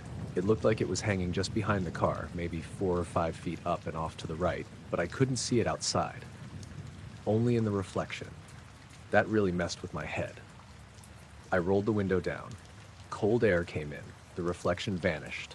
Rolled it back up. Nothing. It didn't come back. I kept driving. Heart was picking up a bit, but I didn't want to admit I was spooked. Figured maybe some odd glare from my phone screen or the instrument panel, even though I'd had both dimmed. A few minutes later, I passed under a little bridge, one of those single-lane logging access things. After that, the trees opened up a bit on the left side, and I glanced out over the road shoulder. And I swear I saw something there. Not directly, but out of the corner of my eye, just above the tree line. It looked like a shape against the stars, not blocking them out exactly, more like bending them. Like the way heat shimmers over pavement. There was no sound, no movement, just this faint distortion in the sky. I stared at it for a couple seconds, trying to decide if it was even real. Then, it was gone. Just like that. About 10 miles later, I pulled off at a turnout to collect myself. Checked my phone, had a couple texts from my sister's husband, time-stamped about 20 minutes ago. I didn't remember the phone buzzing or lighting up. What's weird is, when I checked the messages, the signal was gone. 0 bars. I tried refreshing a weather app just to check. It spun for a second and froze. I got out of the car, just needing some air, and leaned on the hood. The forest around me was dead quiet. No wind, no bugs, no engine noise from the road. Not even the usual high-up hum from the power lines that run through that area. I stood there for maybe 5 minutes. Then I heard it. This faint whirring sound. Mechanical, kind of soft. Not quite like a drone and not quite like a motor. It didn't come from one direction. It felt like it was above, somewhere high, but spread out, like it was part of the air itself. It lasted about 10 seconds, then faded out. I looked up, trying to spot anything in the sky, but there was nothing, just stars, perfectly clear. When I got back in the car, I noticed the dashboard clock was blinking. That was the first time I got genuinely uneasy. I hadn't turned the car off. My headlights were still on, but the clock was blinking like the battery had reset. Same with the radio. It had dumped my presets. Everything was back to default. I turned the ignition off, then on again. The car started fine, but now the clock said 12. It had been around 11 when I stopped. I checked my phone again. It said 11:42, which didn't make sense. I hadn't been sitting there for over 40 minutes. There's no way. I got back on the road, going faster than before. Made it to Monroe in about 20 minutes, pulled into a Shell station, and just sat there under the lights for a while. I didn't get out. Didn't buy anything. Just sat, letting the normalcy soak back in. Eventually, I drove the rest of the way home. Nothing else happened. Next morning, I checked the car's system again. Presets were gone. Bluetooth settings wiped, like it had never been paired with my phone. The strangest part, though, my rear passenger window, there was a faint smudge on the outside glass. Perfectly circular, maybe the size of a grapefruit. Not dirt, not a handprint. more like a residue, barely visible unless you caught it in the right light. I cleaned it off and didn't say anything to anyone. I don't know what that was. I've that drive dozens of times, both directions. Never had anything like that happen before or since. But sometimes when I'm out there again, I'll glance at the windows a little more than usual, just to check. It was late March, and I was walking home from Evan's place. We'd been watching some playoff game I didn't really care about, just hanging out. He lives about 6 blocks from me, and it's a quiet enough neighborhood that I usually just walk back even if it's late. That night it was close to 1 a.m., cold but not freezing, and dead quiet, except for some distant traffic from the freeway.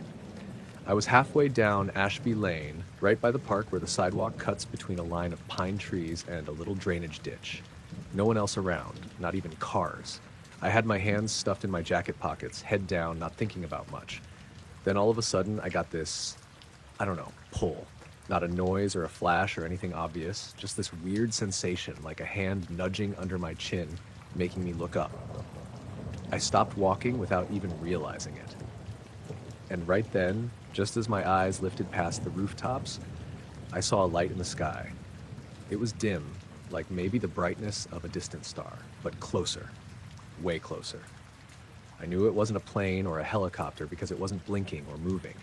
It was just there, frozen midair, almost directly above the street, maybe a few hundred feet up. It hadn't been there a second before. As soon as I made eye contact with it, it stopped. I mean, literally stopped, like it had been gliding or drifting and then froze instantly, the way a cursor snaps to a grid. It hovered perfectly still for what felt like a long time, but was probably just 5 or 6 seconds. Then it started drifting again, diagonally, like a feather on a string, except with purpose. It wasn't random, just smooth.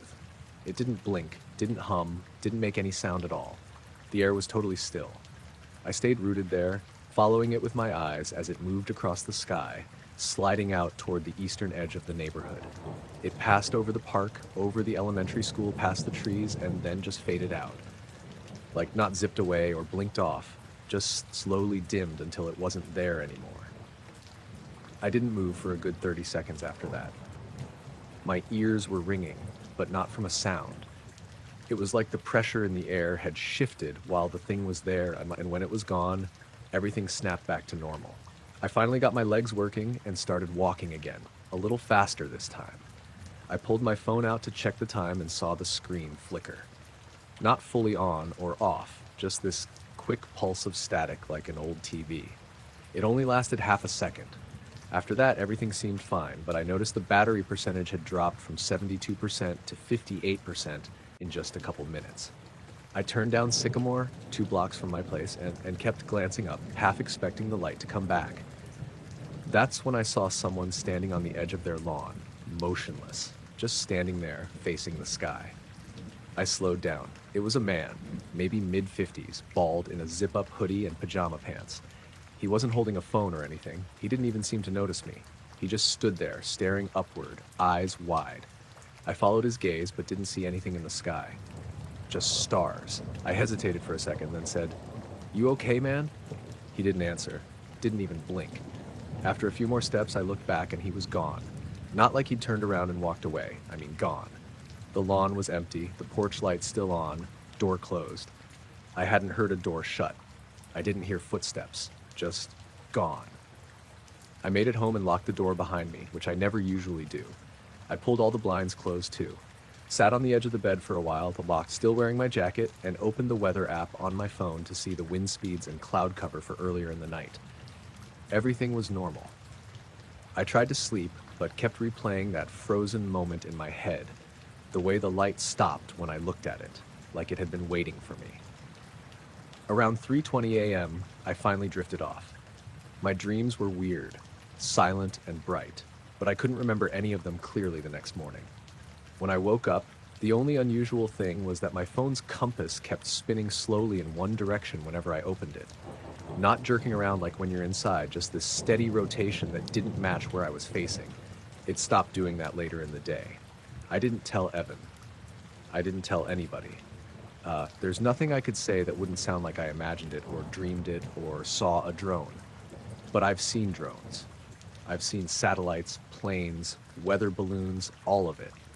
None of them behave like that light did. None of them wait for you to notice them.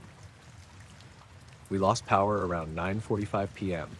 I remember the exact time because I was heating up leftovers and had just opened the microwave when everything clicked off.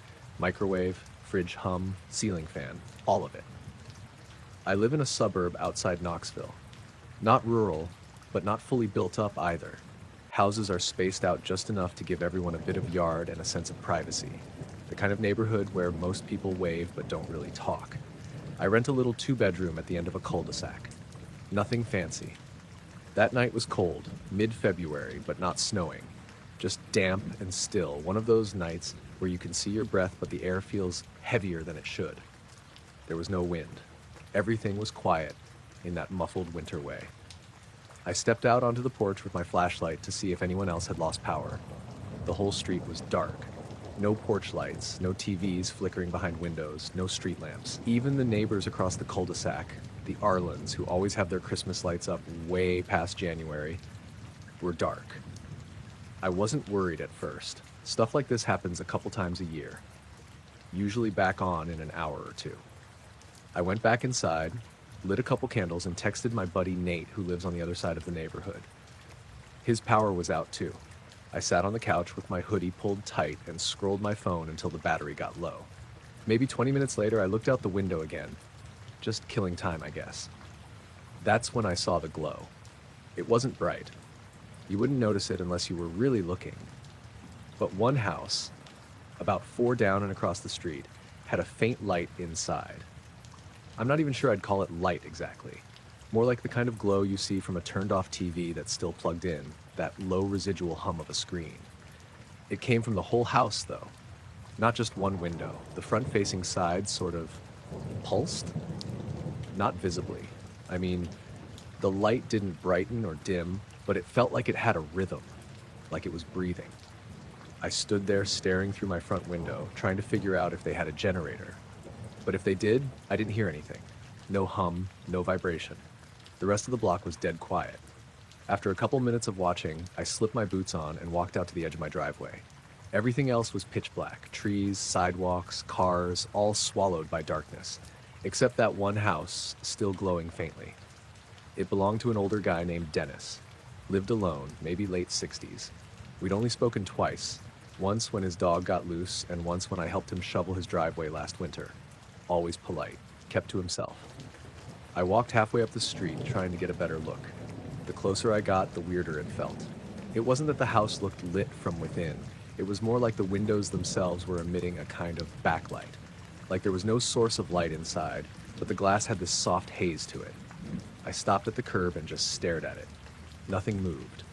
No shadows, no silhouettes. The blinds were all drawn, but there was that same soft pressure to the glow, like it knew I was watching. After maybe a minute of standing there, the porch light clicked on. Not all at once. It faded up slowly, unnaturally slow, until it reached full brightness. It was the only normal light I saw the whole night. The front door opened a second later. Dennis stepped out, squinting like someone who just woke up. He was wearing a robe, slippers, holding a glass of water. He looked down the street and saw me, raised his hand in a half wave. I cleared my throat. "Hey, you got power?" He frowned. "No, you?"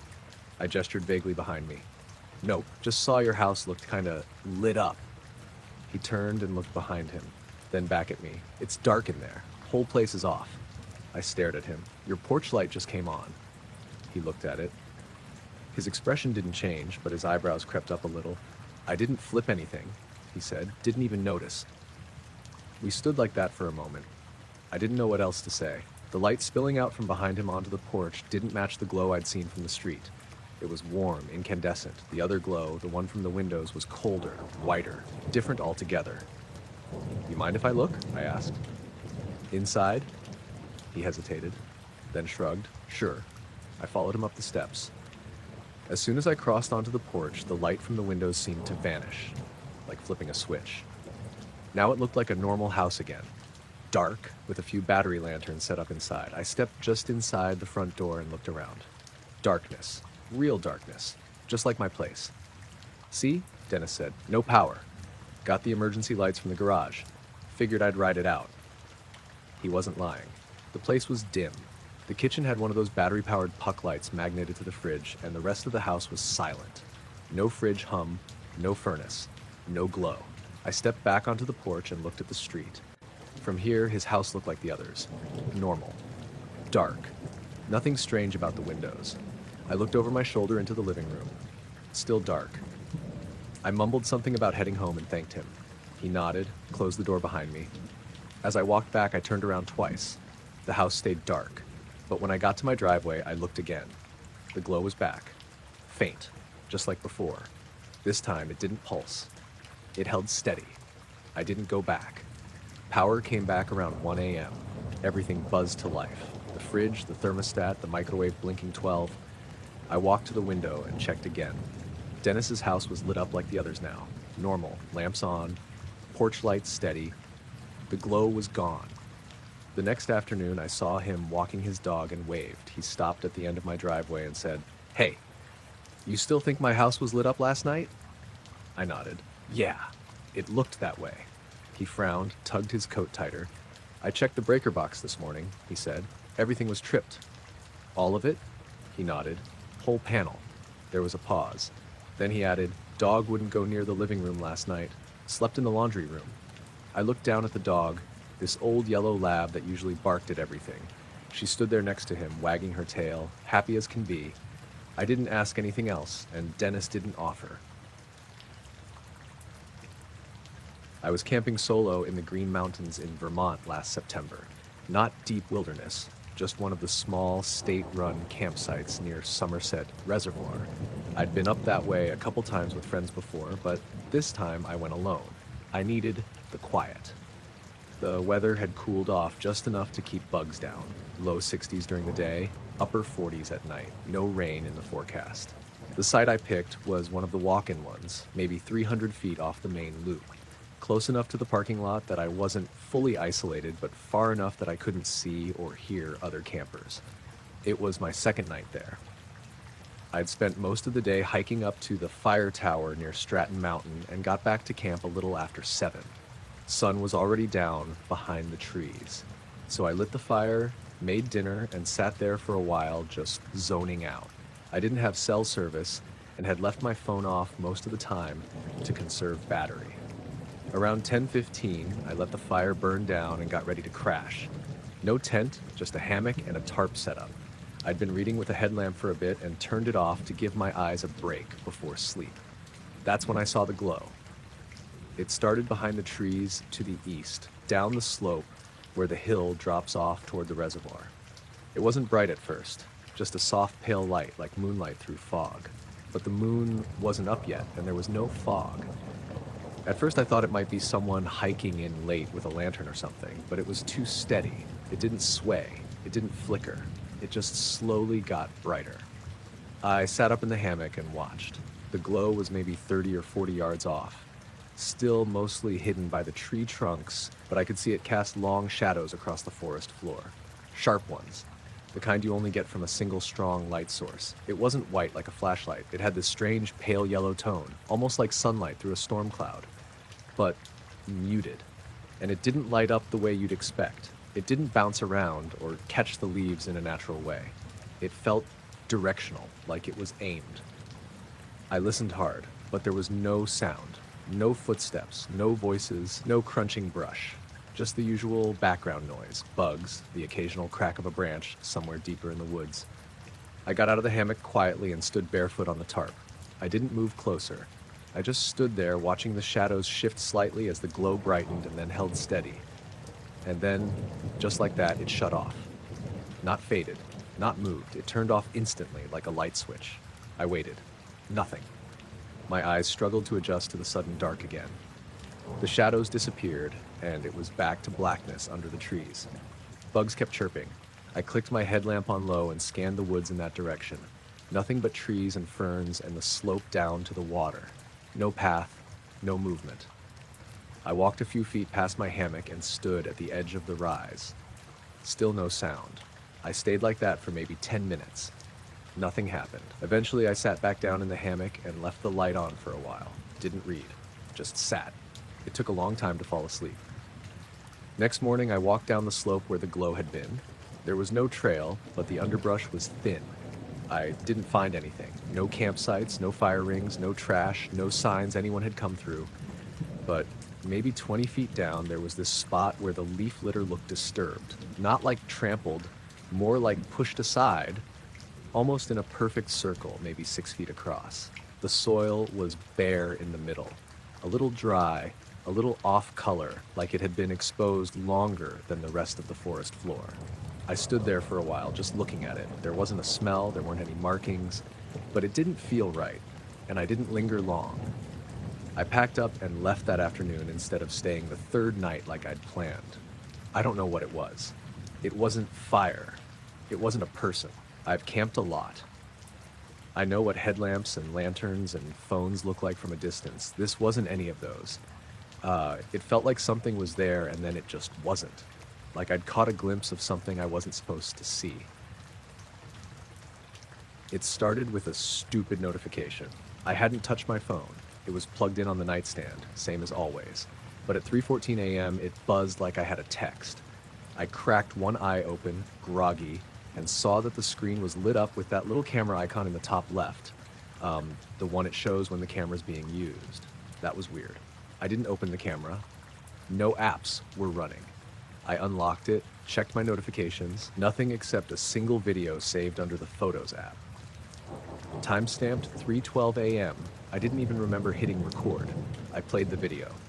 It was just darkness at first. The audio was all low hiss and occasional pops.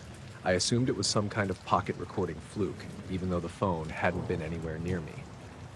Then I noticed the window, or what I figured was the window, based on the angle. There was a faint light, not from inside. It was outside the window, way in the back corner of the frame, barely there. Kind of bluish.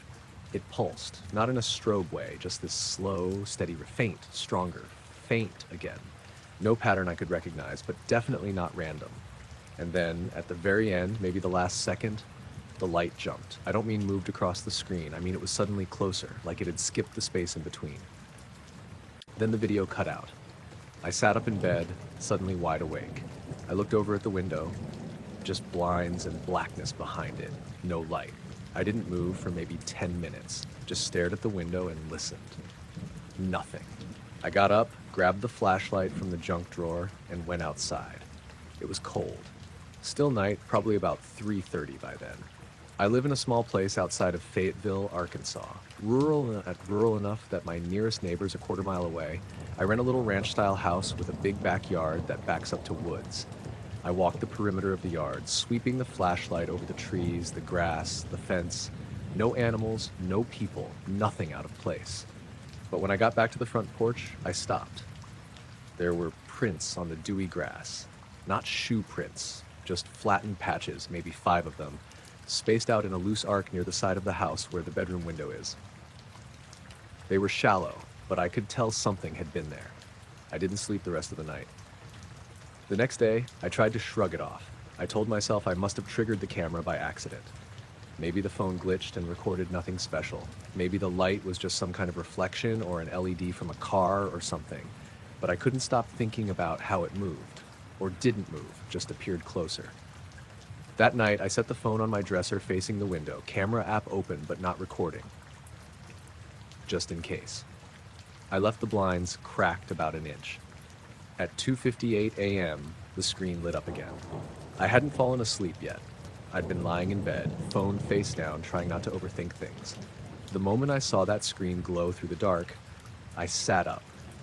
This time, the camera was on again, recording. It had started on its own. I hadn't set anything to trigger it.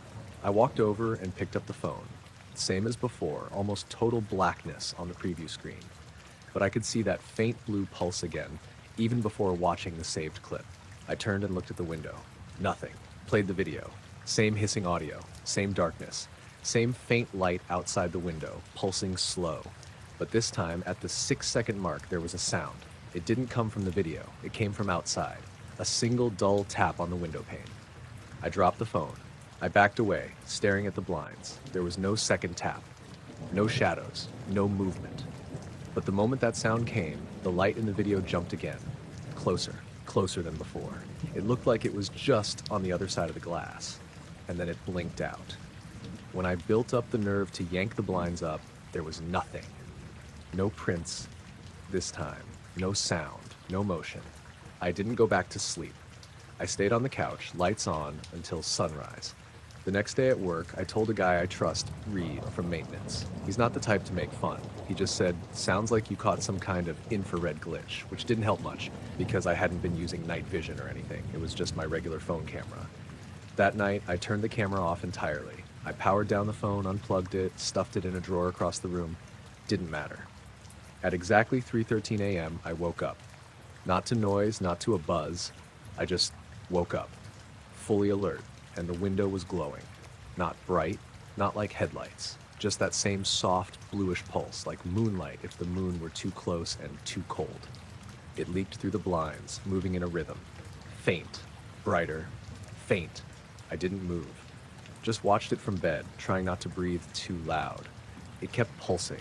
And then, for no reason I can explain, I got the overwhelming feeling that if I opened the blinds, something would be there. Not standing outside, not looking in, just there, too close. I got up and walked out of the room, sat in the kitchen with all the lights on until morning. When I finally checked the phone, it was powered on. Still sitting in the drawer, still at 100%. There was no new video. But the camera roll had a single black image saved at 3:12 a.m. No metadata, no thumbnail, just a pitch black square that wouldn't delete until I restarted the phone. I tried to brush it all off after that, told myself to stop letting my brain run wild, didn't talk about it, didn't record anything else. I thought maybe it was over. But sometimes, when I wake up in the middle of the night now, the phone screen is lit up. No videos, no photos, just the screen, glowing in the dark like it's watching something. Like it was in the middle of doing something and stopped the second I moved. And every now and then, when I look toward the window, I think I can see the faintest flicker of that cold bluish light behind the blinds. Not every night, just enough that I keep the bedroom door closed now. The first time the motion light came on, I was brushing my teeth and thought a car had pulled into the driveway. The bathroom window faced the backyard, not the street, but light carries weird at night, and I didn't think much of it. I rinsed, leaned forward to spit, and when I looked back up, the light was still on. Solid white, too bright for a passing car. I finished up and walked to the back door in my socks. The glass was cold, fogged slightly where my breath hit it. The yard looked normal. Patchy grass, the old maple near the fence, my neighbor's shed, half visible over the boards. Nothing moved. No wind. No animals. The light shut off while I stood there watching, like it got bored of me. I checked the camera feed on my phone. The app loaded slow as usual. The clip showed the yard in night vision, grainy and gray. Timestamp matched the minute I'd been brushing my teeth. The motion box flashed red for about 2 seconds. Nothing was in frame. No distortion, no shadow, just empty grass and the fence. I shrugged it off and went to bed. The second night it happened, I was already half asleep on the couch. I'd put something dumb on TV for background noise and dozed off with my phone on my chest. The sudden wash of light through the living room window jolted me awake. For a split second, I thought it was morning. Then the TV was still on, and it was still dark outside. I sat up and looked out. Same thing. Yard empty. Motion light blazing. This time, as I stared at it, there was a quick flash in the sky. Not lightning, no thunder. Just a brief, pale pulse, like someone had flicked a dimmer switch on the clouds. It was over so fast, I almost convinced myself I imagined it. Almost. The backyard light shut off a second later. I checked the camera again, same result. Motion alert, no visible movement. The sky flash didn't show up at all. The night vision stayed flat and gray. By the third night, I was waiting for it. I turned off all the lights in the house and sat at the kitchen table with the blinds tilted just enough to see the yard without reflecting my own face back at me. Midnight came and went, 1 o'clock. I started to feel stupid, like I'd built the whole thing up in my head. At 1:17 a.m., the motion light snapped on. At the exact same moment, the sky above the yard flashed. Not bright, just enough to notice. Like a camera flash from very far away, filtered through clouds. My stomach dropped in that quiet, heavy way it does when something stops feeling coincidental. I checked the time on my phone, then I checked the camera feed. Then I checked the time again because I suddenly didn't trust it. The timestamps all matched. I stayed up until almost 3 that morning. It didn't happen again. The next day I asked my neighbor Carla if she'd noticed anything weird at night. She lived alone and worked early shifts, usually asleep by 10. She laughed and said the only weird thing she'd noticed lately was how bright the sky had been some nights, like the city glow was worse than usual. She asked if I was seeing things again, half joking. I laughed too and changed the subject. That night, it happened twice. The first time was around midnight. Same pattern. Motion light, sky flash, nothing on camera. The second time was closer to 2, and that one felt different. The light stayed on longer. Almost 10 seconds. Long enough that my eyes adjusted and I could really take in the yard. Everything looked flat. Too flat. Like the depth was wrong. The tree didn't feel as far away as it should have. The fence line looked closer, compressed, like the yard had been folded in on itself, just a little. Then the sky flashed again, a little stronger this time, and the light went out. When I checked the camera clip, my hands were shaking enough that I fumbled my phone. The footage still showed nothing, but there was a single frame where the contrast spiked, like the sensor had been overwhelmed for a fraction of a second. The timestamp skipped forward by 1 second after that frame. I didn't sleep. On the 5th night, I unplugged the motion light.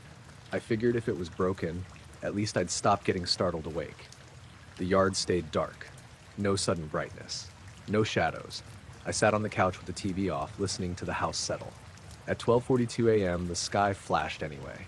The light wasn't there to mirror it this time, but the glow reflected faintly off the fence and the side of the house. It wasn't coming from any direction I could place. It felt like it was everywhere at once, low and diffuse. My phone buzzed on the coffee table. Motion alert. I opened the app and stared at the screen. The camera was still plugged in, still working. The motion light was definitely unplugged. The clip showed the yard in darkness, the infrared grain heavier than usual. The motion box flashed red. Nothing moved. The timestamp jumped backward by 1 minute at the end of the clip. That was the night I finally went outside. I didn't plan to. I just found myself pulling on shoes and grabbing my jacket like my body had already decided before my brain caught up. The air felt thick when I opened the back door. Not warm, not cold, just dense, like humidity without the moisture. The yard smelled wrong. Not bad, just different. Like after a storm, but there hadn't been one. I stood on the concrete patio and waited. For a long time, nothing happened. I started to feel ridiculous again. I was halfway through convincing myself to go back inside when the pressure changed. That's the only way I can describe it. My ears popped slightly, like being on a slow elevator. The sky flashed. This time it wasn't just light. There was a shape to it. A soft-edged brightness that slid across the clouds, not illuminating them so much as passing through them. The motion light, unplugged as it was, snapped on for half a second and then died. I took an involuntary step back. The camera on the house clicked. Not loudly, just a faint mechanical sound like it was refocusing. I looked up again and felt that same compression in my chest, the sense that the yard wasn't quite the size it should be. The tree felt closer. The fence felt too far away now, like the space between things was breathing. Then it was over. The sky went dark, the air felt normal, the motion light stayed off, the camera stopped clicking. I stood there until my legs started to ache. I went inside and locked the door, even though I knew how pointless that probably was. It stopped after that. Completely. No more motion alerts. No more sky flashes. The camera behaved normally. The yard looked like a yard again. A week later, Carla mentioned casually that she'd been having trouble with her porch light turning on for no reason. She said it always happened late at night, and she'd started unscrewing the bulb before bed. I told her maybe it was just wiring. I didn't check my camera footage anymore. I still don't leave the blinds open at night. Sometimes when I'm brushing my teeth, I swear the bathroom feels a little brighter than it should for just a second. Like dawn trying to start early and thinking better of it. I was pulling over to stretch my legs when I saw it. I'd been driving west on Route 62 for hours, the part that cuts through nothing but scrub and old fence lines. The sun had dropped behind the hills, but the sky still held that dull orange-blue mix that sticks around longer in the desert. My name's Aaron Blake. I was 34 at the time, working construction in Phoenix, driving back from a job near Joshua Tree. I'd made that drive more times than I could count. I killed the engine and stepped out because my knees were stiff and my head felt full, in that way it does after too much road noise. No wind, no traffic, just that low evening quiet where even your own breathing feels loud. That's when I noticed the light. At first, I thought it was a plane. There's a military base far enough away that you get weird flight paths sometimes. But this wasn't blinking. It was a steady white, not bright like a spotlight, not dim like a star. It moved slowly from left to right, smooth enough that my eyes had trouble tracking it at first. I leaned against the hood and watched it, waiting for the usual signs to click into place. Engine noise, a change in altitude, anything familiar? Nothing. It glided, and I mean glided, like it wasn't pushing through air at all. No wobble, no correction, just a clean, flat motion. I remember thinking I should grab my phone, then not doing it. Part of me didn't want to break whatever was happening by looking away. The light slowed. It didn't drift or arc, it just reduced speed, like someone turning down a dimmer switch. Then it stopped. Not hovered, stopped. It sat there, fixed in the sky for maybe 2 seconds, maybe 5. Time felt soft around it, like my brain wasn't keeping good records. Then it dropped, straight down. No curve, no angle, no acceleration ramp up. It was there, and then it wasn't, like someone erased a line from the sky. I actually laughed once, short and sharp, because my body didn't know what else to do. I waited for a flash or a sound or dust or something on the horizon. Nothing happened. The sky looked normal again. Same colors, same empty stretch. If I hadn't been staring at that exact patch, I would have missed it entirely. I stood there longer than I meant to, listening. My ears felt tight, like after you leave a loud room. The quiet wasn't peaceful anymore. It felt watchful. I got back in the car and drove. For a while, that was it. No missing time, no marks, no follow-up. Just a story that didn't fit anywhere. But about 20 minutes later, I realized my dash clock didn't make sense. I'd reset it that morning after the battery hiccuped. I knew what time it was when I stopped. The clock said I was 9 minutes ahead of where I should have been. Not hours. Not something dramatic. Just enough to be wrong. I told myself I'd misremembered. Desert drives mess with your sense of time, so I let it go. Until the radio started acting up. I had it tuned to a classic rock station out of Palm Springs. Clear signal most of the way. It faded into static without warning, then settled into this low, even tone. Not feedback, not buzzing. A single note, steady and flat like a test signal. It wasn't loud, but I felt it more than I heard it. A pressure behind my eyes. My chest felt tight, like when you hold your breath too long. I reached to turn the knob and the tone cut out instantly. The station snapped back like nothing had happened. A mile later, the headlights washed over something metallic. Just a flash. It reflected back at me from above the road, not on it, maybe 15 feet up, enough that my stomach dropped before my brain caught up. I hit the brakes. The road was empty, no sign, no wires, no drone, just open air and the asphalt stretching forward. I sat there with my foot on the brake, heart thudding, waiting for something else to happen. When nothing did, I drove the rest of the way in silence. That night, I barely slept at the motel in Blythe. Every time I closed my eyes, I felt like I'd missed something important by blinking at the wrong moment. The next morning, my phone battery was at 12%. I'd plugged it in overnight. The usage screen showed activity between 2:11 and 2:19 a.m. Steps recorded. Location pings behind the motel near the edge of the lot. I didn't remember getting up. When I pulled the curtain back, the fabric felt warm, not sun-warmed. The sun wasn't up yet. Just warm, like it had been held close to something that wasn't there anymore. I stood there for a long time, watching the sky lighten the normal way this time, waiting for something else to peel back or drop or glide across it. Nothing did. I drove home later that morning. Same road, same landmarks, everything where it belonged. But every now and then, especially at dusk, I still catch myself watching the sky instead of the road, waiting for something to pause where it shouldn't and decide to leave in a way nothing else does. I woke up because the room felt wrong, not because of a noise. It was the kind of half-awake moment where your eyes are still closed but your body is already alert. Something was pressing down on me, not physically, just this heavy sense that the air had changed. Then I realized there was a sound. It was low and steady, almost below hearing. More like pressure than noise, like standing near a transformer or a big generator somewhere far away. It didn't come from outside the window or from any one direction. It felt like it was coming from above the house, straight down through the ceiling. I lay there for a few seconds trying to place it. I thought maybe a truck was idling nearby or a plane passing overhead. But it didn't rise or fade like an engine. It was perfectly even, like it had been switched on and left alone. My ears felt full, like when you're changing altitude too fast. I checked the clock on my nightstand. It was 2:38 a.m. The house was quiet otherwise. No fridge hum, no air vents kicking on. The heater hadn't run in hours. I held my breath, just to make sure it wasn't coming from me somehow. The sound didn't change. The weirdest part was how calm it felt. Not comforting, exactly, but neutral.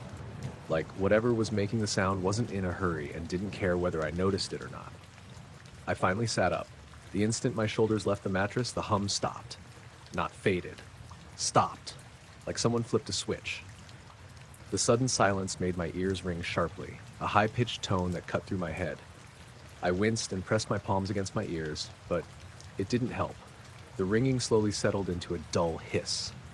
The house felt hollow after that, like all the background noise had been sucked out and hadn't fully come back yet. Even the silence sounded thin. I stayed sitting there, heart starting to thump harder now that the sound was gone. I listened for anything else. Footsteps, wind, a car passing. Nothing. After maybe 30 seconds, the normal sounds returned in pieces. The fridge clicked on, a pipe ticked somewhere in the wall, the ringing in my ears finally faded. I stood up and walked to the window. Outside was dark and still, no lights in the sky, no neighbors moving around. My street was empty, lined with parked cars and tall trees that blocked most of the view upward. I craned my neck, trying to see above the roofline. Nothing. I opened the window a crack.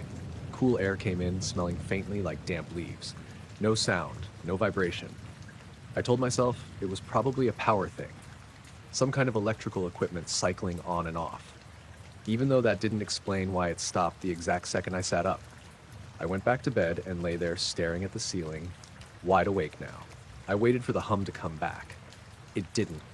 I must have fallen asleep eventually because the next thing I knew, my alarm was going off. Morning light filled the room like nothing had happened. I almost convinced myself it had been a dream, until I noticed how tired I felt. Not groggy, but drained, like I hadn't rested at all. That night, it happened again. This time I was awake when it started. I was lying on my back, scrolling through my phone, trying to wind down.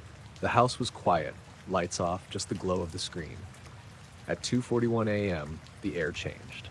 My phone vibrated in my hand as the signal dropped to 0 bars. The screen dimmed slightly, like the battery had taken a sudden hit. Then the hum started. Same low frequency, same even pressure. It felt stronger this time, like it was pressing directly on my chest.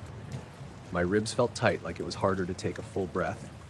I didn't move. I stared at the ceiling and waited, heart pounding, phone forgotten in my hand. The hum didn't fluctuate. It didn't grow louder. It just existed. I became acutely aware of how small the room felt, how thin the ceiling was, how exposed the house suddenly seemed. My ears started to ache. I sat up. The hum cut out instantly again. The ringing came back, sharper this time. My phone buzzed with notifications all at once as the signal returned. I checked the battery. It had dropped 8% in less than a minute. I didn't sleep after that. The third night, I set up my phone to record audio before going to bed. I didn't really expect it to catch anything, but I needed proof that it wasn't just in my head. The hum started at 2:39 a.m. I felt it wake me before I heard it. My chest tightened, breath shallow. The sound pressed down through the ceiling like weight. I reached for the phone and forced myself to stay still, even though every instinct told me to sit up. The pressure built slowly, not louder, just heavier. Then my ears started ringing before I moved. That scared me. I sat up hard. Silence. Later, when I checked the recording, there was nothing, just my breathing, the faint rustle of sheets, and then silence again. No hum. No vibration. but the timestamp jumped forward by almost 3 minutes. I started paying attention after that. I noticed that the nights it happened, the stars directly above my house looked dimmer when I checked the window afterward. Not gone, just muted, like something thin and translucent was in the way. It never happened on nights when it was raining. It never happened when I had someone else in the house. One night, I didn't sit up right away. The hum went on longer than usual. My chest felt tight, and my vision started to blur around the edges. The ringing in my ears came back even though the sound was still there. That's when I panicked and sat up. The silence slammed back in, and I gasped like I'd been underwater. After that, I stopped trying to record it. I stopped checking the time. I started sleeping on the couch sometimes, closer to the ground, even though it didn't seem to make a difference. Eventually, the hum stopped coming. Weeks passed without anything happening. My sleep slowly returned to normal, though I still woke up sometimes with that same heavy feeling, like I'd missed something important. I thought it was over. Then my neighbor, Carl, mentioned offhand one afternoon that he'd been waking up with ringing ears lately. He laughed it off, said it was probably age or allergies. He didn't mention a sound, he didn't mention pressure. I didn't ask questions. The hum hasn't come back since. But sometimes, when I'm lying in bed late at night, the house feels too quiet again, like the background noise hasn't fully returned. When that happens, I don't sit up right away, I wait and listen, just in case. I was already halfway around the block when I noticed the light. It was late, a little after midnight, and I'd gone out because I couldn't sleep. That happened a lot after my split with Dana. The house felt too quiet, and walking long helped burn off the leftover energy. I took the same route most nights, looping through the older part of the neighborhood where the sidewalks were cracked and the streetlights were spaced too far apart. The air was cool and damp, not quite foggy, but heavy enough that sounds didn't travel far. My footsteps felt loud in my ears. Somewhere a dog barked once and stopped. I was cutting past the park when something caught my eye above the trees. At first I thought it was a plane. There was a single white light moving slowly across the sky, steady and smooth. No blinking, no color changes. It wasn't very bright, but it stood out against the clouds. I kept walking and didn't think much of it. Planes passed overhead all the time. There was a small airport about 30 miles away. But then I noticed how slow it was. Not drifting slow, like a satellite, more deliberate. It moved at a steady pace, almost matching my walking speed, sliding from left to right above the tree line. I slowed down a little, just to check something. The light slowed too. I stopped walking. The light stopped. It didn't fade, it didn't drift. It just hung there, perfectly still, suspended in the sky. I stood there with one foot slightly forward, my weight shifted awkwardly, staring up. My heart started to beat faster, not from fear exactly, but from that sudden realization that something didn't line up. After a few seconds, I took a step forward. The light moved again. Same direction, same speed. I laughed quietly to myself, mostly out of disbelief. I told myself it was coincidence. Perspective. My movement tricking my eyes. I walked again, deliberately this time, 3 steps. The light slid along above me, keeping pace. I stopped. It stopped.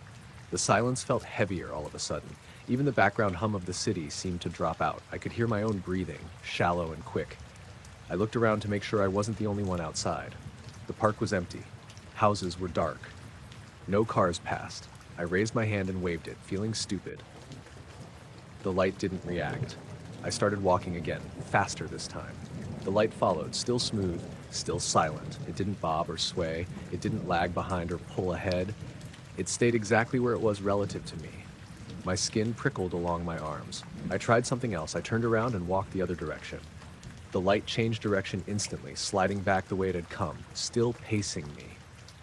That's when the fear finally kicked in. Not panic, but that cold, sinking feeling in my stomach that comes when you realize you don't understand the rules of what's happening. I told myself to stay calm, to keep moving, to get home. I headed toward my street, forcing myself not to break into a run. The light stayed with me, hovering above the line of houses now, partially obscured by roofs and chimneys, but always visible when there was a gap. I stopped again, right at the corner. The light stopped. I waited. 10 seconds. 20. Nothing changed. I reached into my pocket for my phone. The screen lit up my hand, and my signal dropped to nothing. No bars. The battery indicator flickered and dropped by 2% in the second it took me to unlock it. I didn't bother trying to take a picture. I already knew what would happen. I put the phone away and started walking again. The light moved. By the time I reached my driveway, my legs felt shaky. I stood there for a moment, keys in my hand, and looked up one last time. The light hovered above the house across the street, just beyond the roofline. I took a step backward. It slid backward. I took a step forward. It followed. I unlocked the door and went inside, closing it quietly behind me like that mattered. I stood in the dark living room, heart pounding, listening. Nothing. I walked to the front window and pulled the curtain back just enough to see out. The light was gone. I didn't sleep much that night.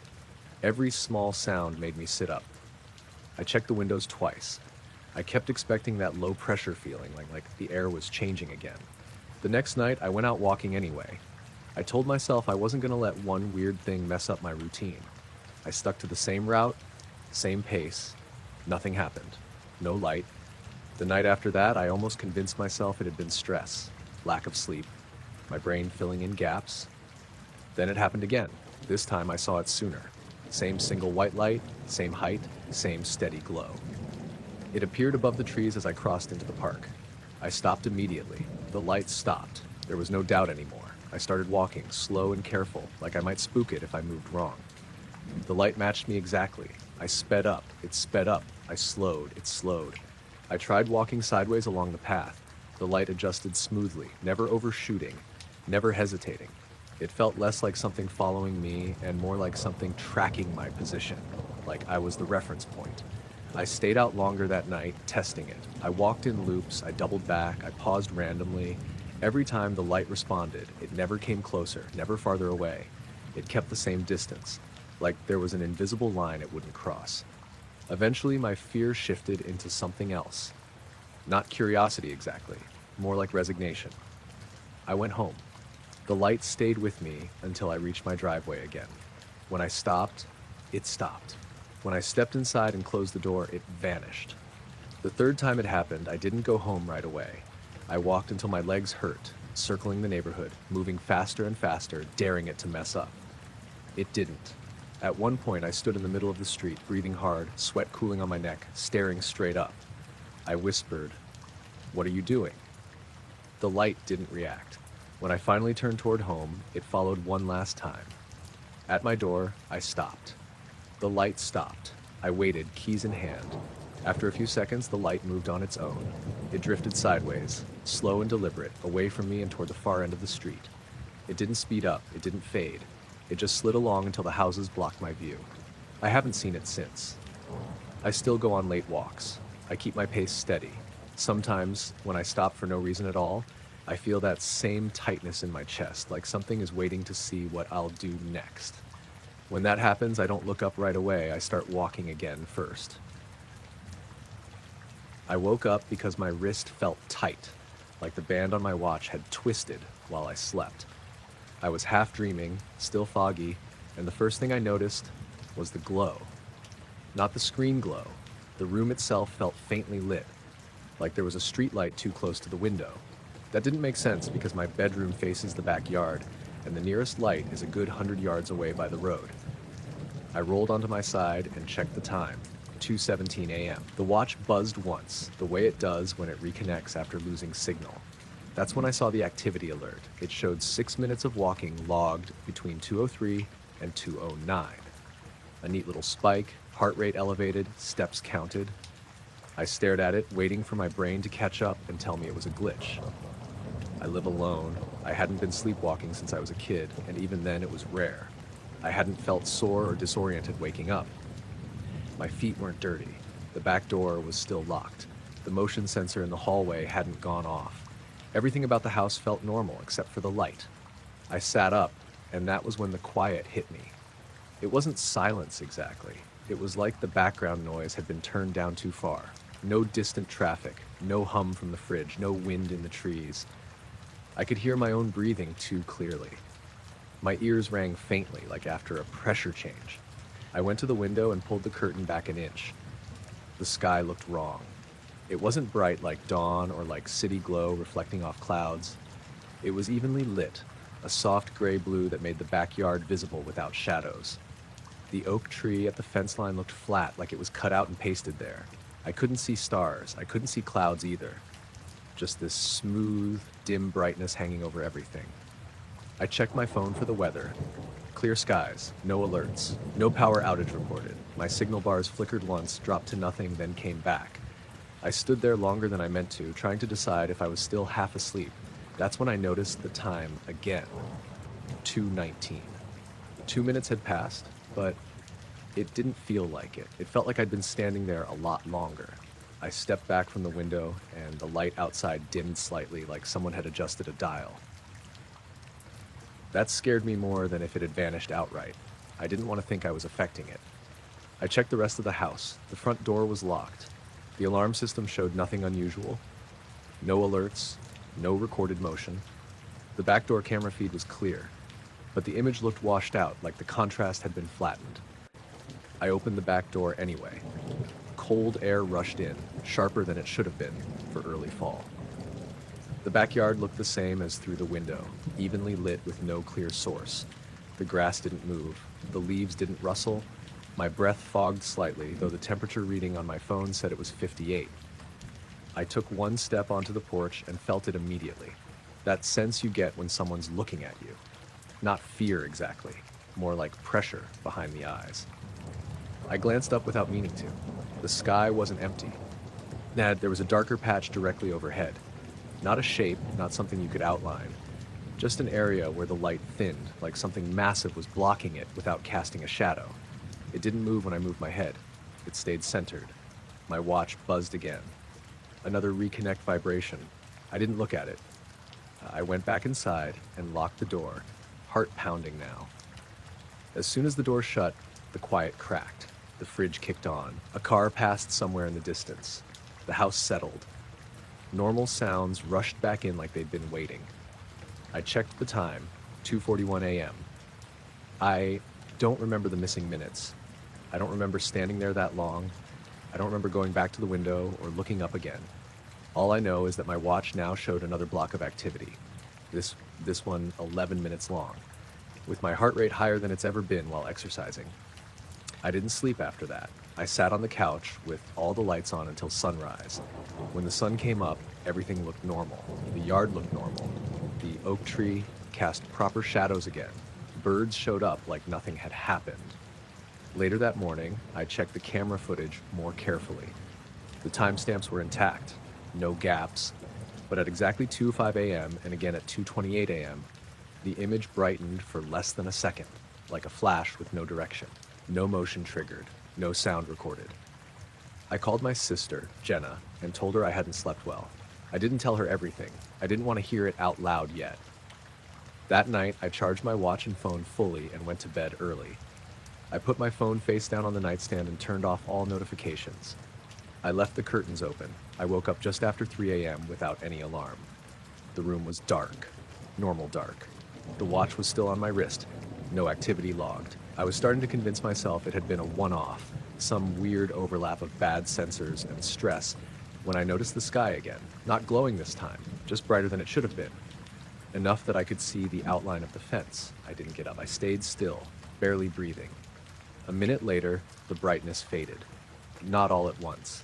It pulled upward, like fog lifting in reverse, leaving the stars behind. I checked the watch when it was gone. No new movement logged. I didn't look outside again after that. I still wear the watch. I still live in the same house. Every once in a while, I wake up with that pressure behind my eyes and the sense that I missed something important. The data doesn't always show it, but sometimes my watch buzzes in the middle of the night, like it's reconnecting to something that isn't there anymore. I was sitting on the back steps with my jacket zipped up, staring at the sky because I couldn't sleep. It was late enough that the neighborhood was quiet, but not dead. Somebody's dryer thumping a block over, a car passing every now and then. The air was cold and still, the kind that makes sound travel farther than it should. I lived outside of town then, just far enough that the streetlights didn't completely drown out the stars. I'd started doing this thing where I picked one star and watched it until my eyes got tired. It helped slow my thoughts down. If you stare long enough, the sky starts to feel less huge and more like a ceiling. I picked one low in the sky, just above the tree line.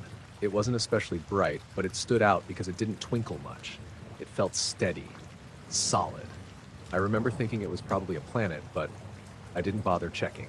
I watched it for a while, and so waft breathing fog into my sleeves, counting my exhales. Nothing happened at first. The night felt normal. Too normal, honestly. Then the star moved. Not fast, not sudden. It slid sideways, smooth and quiet, like someone nudging a chess piece across a board. Just a little bit at first. I thought it was my eyes, so I blinked hard and looked away at the roofline, then back. It was still drifting. That was the moment my stomach dropped. Not panic, more like confusion so deep it felt physical. Stars don't do that. Planes blink, satellites glide. This didn't glide. It adjusted, corrected itself slightly, like it was staying level with something I couldn't see. I stood up without realizing I was doing it. The wood step creaked under my boot, loud as a gunshot. The star kept moving. I whispered no under my breath, like that would somehow stop it. It slid another inch across the sky, then slowed. For a second, just one, I couldn't tell if I was looking at movement or if my brain was filling it in. The star dimmed slightly, not enough to vanish, just enough to feel thinner, and then it blended back into the sky. That's the only way I can describe it. It didn't turn off, it didn't shoot away. The point of light softened, spread out, and suddenly it was just gone. Or maybe it was still there, and my eyes couldn't separate it from everything else anymore. I stood there with my mouth open, staring at the spot where it had been. The sky looked normal, completely normal. I checked other stars, comparing positions, trying to convince myself I'd picked the wrong reference point. I hadn't. My hands were shaking, not badly, but enough that I noticed. I pulled my phone out and opened a star map app, feeling stupid even as I did it. The app showed the sky exactly as it should be. No gaps, no missing points. I stayed outside another 10 minutes, then 20. Nothing else happened. The cold started to creep through my jacket, and my rational brain slowly clawed its way back in. I went inside and locked the door, which I didn't usually do that early. I stood in the kitchen for a bit, just listening. The house sounded the same as it always did. Fridge humming, pipes ticking. I told myself it was an illusion. Fatigue, eye strain, maybe a satellite at a weird angle. I repeated that explanation until it almost sounded reasonable. Almost. The next night, I went back out. I didn't plan to. I told myself I wouldn't. But around the same time, my body just expected something, like a habit I hadn't meant to form. It was cloudier that night. The stars were patchy, coming and going behind thin gray streaks. I sat on the steps again, hugging a mug I didn't really want, scanning the sky without focusing too hard. I didn't see the same star. At least, I don't think I did. What I did notice was how quiet it felt, not silent, just muted.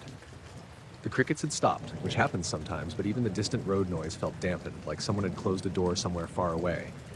Then one of the stars near the center of my view dimmed, not disappeared, just dulled like a light behind fog. I leaned forward, squinting. It shifted sideways. This one moved faster. Not dramatically, but enough that I couldn't pretend it was my eyes. It slid, paused, then slid again, always smooth, always controlled. No blinking, no trail. I felt that same pressure in my chest, like when an elevator stops too abruptly. I pulled my phone up again, hands clumsy, and as soon as the screen lit my face, the star stopped moving. It just stayed there. I lowered the phone slowly, watching the sky over the top edge. The star held still for a few seconds, then faded back into the background exactly like the night before. I didn't stay outside after that. I went straight to bed, locked the door again, and lay there staring at the ceiling, replaying it over and over, every time I thought I had it pinned down. Some natural explanation, some trick of light, it slipped away. Over the next week, it happened 3 more times. Not every night. Not at the same spot in the sky. Always subtle. Always brief. A star that drifted when it shouldn't. A point of light that thinned and vanished without actually going anywhere. Once I was with someone else. My neighbor Mark was over, helping me move a broken shelf out to the curb. We finished up and stood there talking, both of us looking up without really meaning to. I saw it first, a star just above the power lines, steady and bright. "Hey," I said, trying to sound casual. "Do you see that one?" Mark followed my gaze. "Yeah." The star slid, just a little. "Is it moving?" I asked. He frowned. "I don't think so." It moved again, a clean sideways shift, unmistakable. "There," I said. "That?" Mark squinted. "I don't see." The star dimmed and blended into the sky mid-sentence. Mark looked at me. "See what?" I didn't answer right away. I was still staring at the empty space, my heart pounding so hard it felt loud. "Never mind," I said finally. "Probably nothing." He shrugged and went back inside. I stayed out a bit longer, staring at a sky that suddenly felt like it was paying attention to me. After that, I stopped going outside at night. I closed the curtains earlier. I kept lights on. I tried not to look up when I walked to my car. It sounds ridiculous, but there was something about those movements that felt intentional. Not directed at me exactly. More like reactive, like when you notice someone across a room notice you back. Weeks passed. Nothing happened. My nerves settled. I started sleeping better. The explanations I'd rehearsed hardened into something I could almost believe. Then one night, lying in bed, I noticed the light in the room shift. Not brighter, not darker, just thinner. Like the air itself had changed density. I sat up, heart racing, and the feeling vanished instantly. Everything went back to normal. The house creaked. The heater kicked on. I didn't look out the window. I don't know what those stars were. I don't know if they were stars at all, or something passing in front of them, or something using them as cover. I don't know why they moved the way they did, or why they seemed to stop when I tried to capture them. All I know is that sometimes when I catch myself staring at the sky for too long, I feel that same quiet pressure in my chest, and I force myself to look away before anything has the chance to move again. I noticed it because the water didn't look right. I was sitting on a folding chair at the edge of the lake, boots off, socks rolled down, letting my feet dry in the cool air. It was late evening, just past sunset, that in-between time where the sky still held some color, but the woods had already started to darken. The lake was calm, almost flat, with only small ripples drifting toward shore. I'd come out alone after work. I live in a small town, and this lake sits about 15 minutes outside it, surrounded by state land. No houses right on the shore, no marina, no lights except a gravel lot with a single flickering lamp. It was a place people fished or drank beers or sat quietly when they didn't want to talk to anyone. That night it was quiet. No wind, no insects yet, just the occasional bird settling in somewhere behind me. I was scrolling through my phone, barely paying attention to the water, when I saw a pale glow under the surface, maybe 20 yards out. At first I thought it was just a reflection from the sky, some leftover light catching the angle wrong. Then it moved.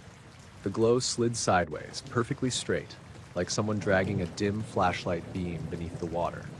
It didn't wobble or ripple. It didn't spread out. It stayed contained, a soft oval of light, gliding just under the surface. I lowered my phone without thinking and leaned forward.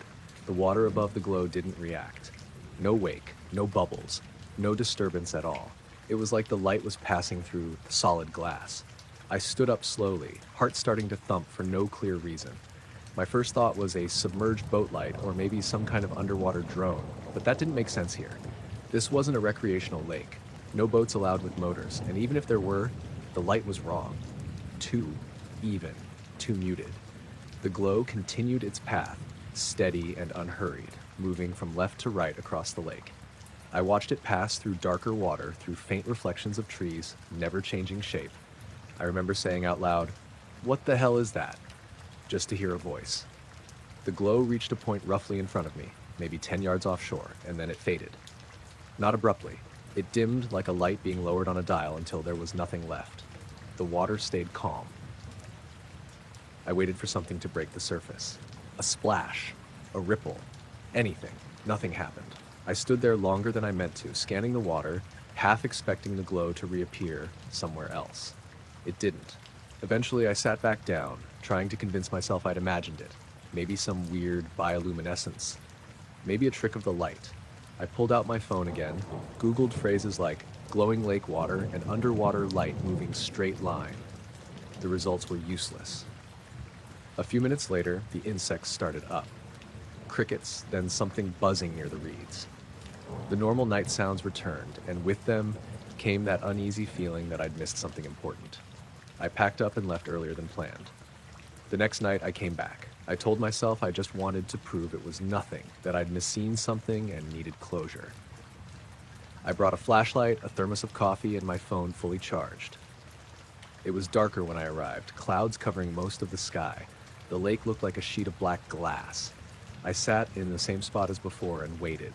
Nothing happened for a long time. I almost gave up and started packing again when I noticed the glow, farther out this time. It appeared suddenly, like it had been switched on, maybe 40 yards from shore. My stomach dropped. The light moved again in that same straight, precise line. No hesitation. No variation. It cut across the lake as if following an invisible track. I stood up, my hands shaking enough that I noticed it. I pulled out my phone and started recording, holding it steady on the water. The glow didn't react. It didn't speed up or slow down. It didn't rise. It just kept moving.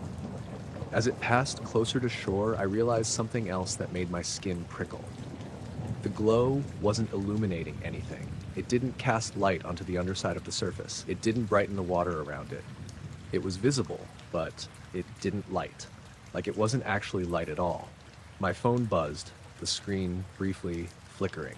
I glanced down for half a second. When I looked back up, the glow was gone. I checked the video immediately. The recording was there, but when I scrubbed through it, the water stayed dark the entire time. No glow, no movement, just black ripples and distant reflections. I stood there breathing hard, the phone heavy in my hand. Behind me, somewhere in the trees, a branch snapped. I spun around, flashlight up, heart racing. The beam caught trunks and leaves, nothing else, no footsteps, no voices. I left again. Over the next week, I couldn't stop thinking about it. I went back twice more, each time telling myself it was the last. Both times, the glow appeared. Different distances, same motion. Always straight, always silent, always gone before reaching the surface. Once, I thought I felt something through my feet. A faint vibration through the ground, like a heavy vehicle passing far away. Another time, my watch reset itself while I was standing there, jumping back exactly 3 minutes. I stopped trying to record it. The last night I went, the lake felt wrong even before anything happened. The air was too still. The insects hadn't started yet, even though it was well past dusk. The clouds hung low, dull, and heavy. The glow appeared closer than ever, maybe 10 yards out. It moved directly toward my position, not at me exactly, but parallel to the shore. As it passed in front of me, I noticed something new. The water above it wasn't reflecting the sky. Everywhere else, the surface showed faint cloud shapes, darker patches. Above the glow, the reflection was blank, empty, like a strip cut out of the lake. I took an involuntary step back. The glow slowed, just slightly, and for a moment I had the overwhelming sense that it was aware of me. Not watching, just accounting for me, like I was an obstacle on a road. Then it faded again, leaving the water unchanged. A few seconds later, the insects started up all at once, loud enough to make me flinch. I didn't stay. I haven't been back to the lake since. I drive past it sometimes and it looks normal, peaceful. Just water and trees and a quiet road. But now, whenever I'm near large bodies of water at night, I catch myself staring at the surface, waiting to see that soft, sliding glow beneath it. And sometimes when the water goes too still, I get the feeling that whatever it was is still moving, just deeper now, following paths I can't see. The first thing I noticed was the shadow above the bookshelf moving when nothing else was. I was sitting on the couch with my feet up on the coffee table, half watching something I'd already seen, just letting the noise fill the room. It was late, a little after 11, and the house was quiet in that normal way it gets at night when the furnace kicks on and off and everything else settles. One lamp was on in the corner by the window, warm light, nothing harsh. I glanced up because the line where the wall met the ceiling looked wrong. The shadow there, the soft dark band that always sat in the same place, was sliding, slowly, not flickering, not changing shape, just drifting, like someone was gently pulling it along the ceiling toward the hallway. I froze, remote loose in my hand. My first thought was headlights. A car passing by, light hitting the house at a weird angle. But my place sat back from the road, and there were trees between me and the street. Plus, the movement was steady. Too steady. I leaned forward and watched it for a few seconds. The shadow kept moving in the same direction, smooth and deliberate, like it had a destination. I stood up. The second the second I shifted my weight, I felt that tight, hollow feeling in my chest you get right before something bad happens. The shadow didn't react. It didn't speed up or stop. It just kept going. I walked to the light switch and flipped it on. The ceiling flooded with light, and the shadow snapped back into its normal place instantly, like nothing had happened. I stood there longer than I needed to, listening. The house sounded normal. No footsteps, no creaks out of place. The TV kept playing behind me. I turned the lamp off again. The shadow stayed still. I told myself it was my eyes, or fatigue, or the angle of the lamp. I sat back down, trying to shake the feeling that something had already happened and I'd missed it. About a minute later, the shadows started moving again. This time I could see it wasn't just one. The entire line along the ceiling was drifting together, every shadow sliding in the same direction toward the front of the house. It was subtle, but once I saw it, I couldn't unsee it. I stood again, slower this time, careful not to make sudden movements. My skin prickled, like static. I walked to the window. The glass was cold against my fingertips as I pulled the curtain back a few inches. Outside, the neighborhood looked the same as always. Dark houses, a few porch lights, the street empty. But above the rooftops, just above the tree line, there was a faint light moving across the sky. It wasn't bright. It was barely there, like someone had smudged a pale gray glow across the stars and was slowly dragging it sideways. No blinking, no sound. It moved in a perfectly straight line. As it passed overhead, the shadows inside the house kept sliding in the same direction. I stepped back from the window, heart pounding, and looked up at the ceiling again. The shadows were still moving, still smooth, still unbroken. Then everything stopped. The light outside vanished without fading. The shadows froze where they were, then gently slid back to where they belonged, as if released. The silence afterward felt wrong, too complete, like the air had been muted. I stood there for a long time before I realized my jaw hurt from clenching it. I checked my phone. No alerts, no missed calls. The time read 11:24. I could have sworn it had been closer to 11:15 when I first noticed the shadow. I slept with all the lights on that night. The next day, nothing felt off. I went to work, talked to people. The world stayed where it was supposed to be.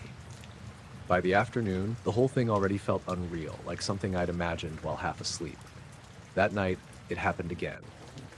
Not the light, just the shadows. I was brushing my teeth when I noticed the line above the bathroom mirror shifting. Same direction, same speed. I didn't even finish brushing. I rinsed, turned on every light in the house, and sat on the couch until I fell asleep, sitting upright. The third night, I didn't see anything. The fourth night, I did. This time, I was ready. I left the lights low on purpose and sat in the living room with the curtains open. I didn't turn the TV on. I just waited. Around 11:30, the shadows started drifting. My heart started racing immediately, but I forced myself to stay still. I counted my breaths. 1, 2, 3. Outside, the faint light appeared again, sliding silently across the sky, same path as before. It was clearer this time, wider, close enough that the stars behind it dimmed slightly as it passed. The shadows followed it exactly. I felt pressure build in my ears like altitude change and a low vibration deep in my chest, more felt than heard. The house itself seemed to hum, just barely. I grabbed my phone and lifted it, pointing the camera at the ceiling. The moment the screen lit up, the vibration stopped. The shadows snapped back. Outside, the light vanished. My phone screen showed nothing but a normal ceiling. I checked the time, 11:47. 17 minutes gone. I didn't sit in the dark again after that. I started leaving lights on overnight, sleeping with the TV running, anything to keep shadows from forming. A week later, my neighbor Mark asked if I'd seen anything strange in the sky lately. He said his dog had been acting weird at night, staring up and whining at the same time every evening. I told him no. I didn't want to explain how the shadows in my house seemed to know where the light was before I did. I still live there. The shadows haven't moved like that again. Not yet. But sometimes late at night, when I'm sitting quietly and the room is dim, I swear I feel the light before it shows up, like a pressure shift or the sense of being slightly out of sync with everything else. When that happens, I don't look up anymore.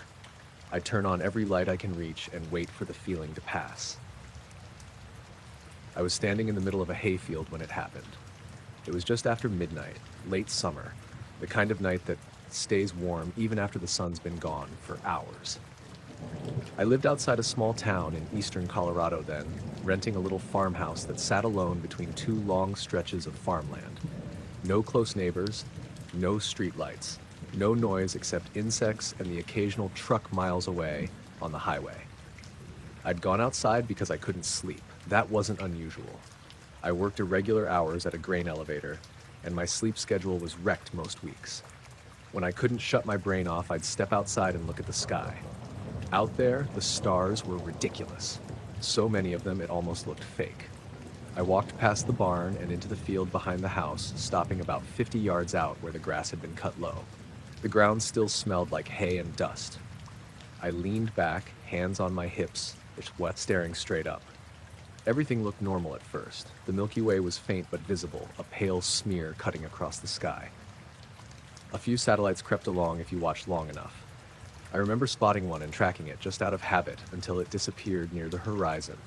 I checked my phone. 12:17 a.m. No signal, as usual. I stuck it back in my pocket. That's when the stars started to blur. It wasn't sudden. At first, it looked like my eyes were having trouble focusing. Like when you've been staring at one spot too long and everything goes soft. I blinked hard a few times and rubbed one eye with the heel of my hand. It didn't fix it. The stars were still there, but their edges smeared slightly, stretching just enough to look wrong. Not streaking, not moving, just unfocused. Like the sky had depth for a second, and my eyes couldn't decide where to lock in. I tilted my head, then turned slowly in a circle, keeping my eyes on the sky. The blur stayed consistent overhead, no matter which direction I faced. The horizon looked fine. The barn roof looked sharp. The trees along the fence line were clear. Only the stars were affected. I remember a weird thought crossing my mind. This is what a camera sees when it's adjusting. That thought made my stomach tighten. The insects stopped. I didn't notice it right away, not consciously, but there was a sudden absence that made the night feel hollow.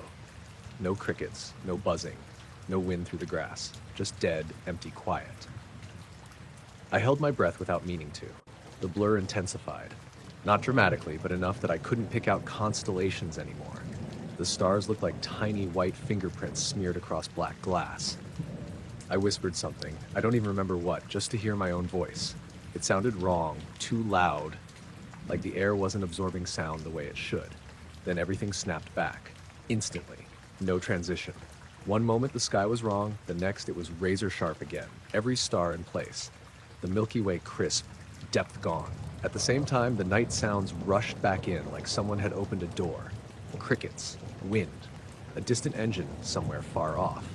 I gasped, realizing I hadn't been breathing properly. I stood there for a long time, heart pounding, waiting for something else to happen. Nothing did. I checked my phone again. 12:28 a.m. 11 minutes had passed. I knew that couldn't be right. I hadn't stood there that long. The blur itself couldn't have lasted more than a few seconds. A minute, maybe. I tried to reconstruct the moment in my head, but it felt slippery, like recalling a dream right after waking up. I walked back toward the house, suddenly very aware of how alone I was. Halfway there, I turned around, expecting, hoping to see something in the field. A light, a shape, anything that would explain the time. The field was empty. Over the next few days, little things felt off. I overslept twice, which I never did. Once, I woke up standing in the shower with the water running cold, no memory of getting in. Another morning, I found dirt on my boots, even though I hadn't worn them since the previous afternoon. I told myself it was stress, lack of sleep. That happens. But then Mark saw me. Mark lived a mile down the road, closer to the highway. We'd known each other since high school, and he sometimes stopped by after late shifts to have a beer on my porch. 2 nights after the field incident, he pulled up around 1 a.m. I answered the door half asleep. He looked at me strangely and said, "Man, you okay?" I asked what he meant. "I drove past your place about midnight," he said. "You were out in the field." I laughed and told him he was mistaken. "I'm not," he said. "You were just standing there, not moving. I flashed my headlights, but you didn't react." My mouth went dry. I asked him what time exactly. Couple minutes after 12, he said. I remember because the radio host was doing that stupid midnight shout-out thing. I didn't tell him about the sky. I just shrugged and said I couldn't sleep. That night, I didn't go outside. A week passed. Nothing else happened. The nights felt normal again. The sky behaved itself. Eventually, I convinced myself it had been some kind of temporary vision issue. Maybe blood pressure. Maybe dehydration. People black out and don't realize it. Then, about a month later, I was back out in the field again. This time, it was early morning, just before dawn. I'd woken up restless and stepped outside without thinking. The horizon was starting to lighten, the stars fading slowly. I stood in almost the same spot as before. For a long time, nothing happened. Then, for just a split second, the stars didn't fade with the dawn. They stayed bright, sharp, fully visible against a sky that should have been washing them out. It was like two images overlapped and hadn't synced yet. I felt that same pressure in my ears, that same hollow quiet. Then the light caught up. The stars dimmed properly. The world continued. I went back inside and sat on the floor until the sun came up. I moved out of that house a few months later for unrelated reasons. New job, new town. I still look at the sky when I can. Still track satellites, still notice things most people don't bother with. But sometimes, when the night is very clear, I get the feeling that clarity itself is temporary. Like focus is something applied, not guaranteed. Like whatever keeps things sharp can slip just for a moment. And if you happen to be looking up when it does, you notice. Every light in the park went out at the same time. I was halfway down the main path, the one that cuts through the center with the old oak trees and the benches that always smell faintly like rain. It was just after 9, late enough that most people were gone, but not so late that it felt unsafe. The sky was overcast, low clouds glowing faintly orange from the city. The air was warm and still, that kind of summer night where sounds carry farther than they should. The lights didn't flicker, they didn't dim. They shut off like someone flipped a single switch. The path disappeared under my feet. The trees collapsed into one dark mass. For half a second, my eyes didn't know what to do with it. I stopped walking automatically, heart jumping, waiting for my vision to catch up. That was when I noticed how quiet it got. Not peaceful quiet. More like the sound had been muted. I couldn't hear traffic from the street anymore, even though it was only a block away. The cicadas that had been buzzing nonstop went silent all at once. I could hear my own breathing too clearly. Someone laughed nervously behind me. "Did that just happen?" a guy said somewhere to my left. I turned, trying to place voices in the dark, but the shadows felt thicker than they should have. The glow from the city should have been enough to outline people. It wasn't. Then I looked up. The clouds were moving, but not the way clouds usually do. One section of darkness slid across them, smoother and faster, like a shadow passing over frosted glass. It didn't have a clear edge, but it blocked out the faint orange glow behind it completely. It wasn't shaped like anything I could name. Not round, not angular, just wrong in a way that made my eyes keep sliding off it. Someone near the benches whispered, "Is that a helicopter?" There was no sound. No chop of blades. No hum. Nothing. The dark shape moved from west to east, directly overhead. As it passed, the air felt heavier, like the pressure drop before a storm, except it didn't come with wind. My ears popped slightly. I swallowed and felt it in my jaw. My phone buzzed in my hand, making me flinch. I hadn't realized I was gripping it. No notification, just a vibration like it had lost signal and found it again. The shape crossed the park in maybe 3 seconds.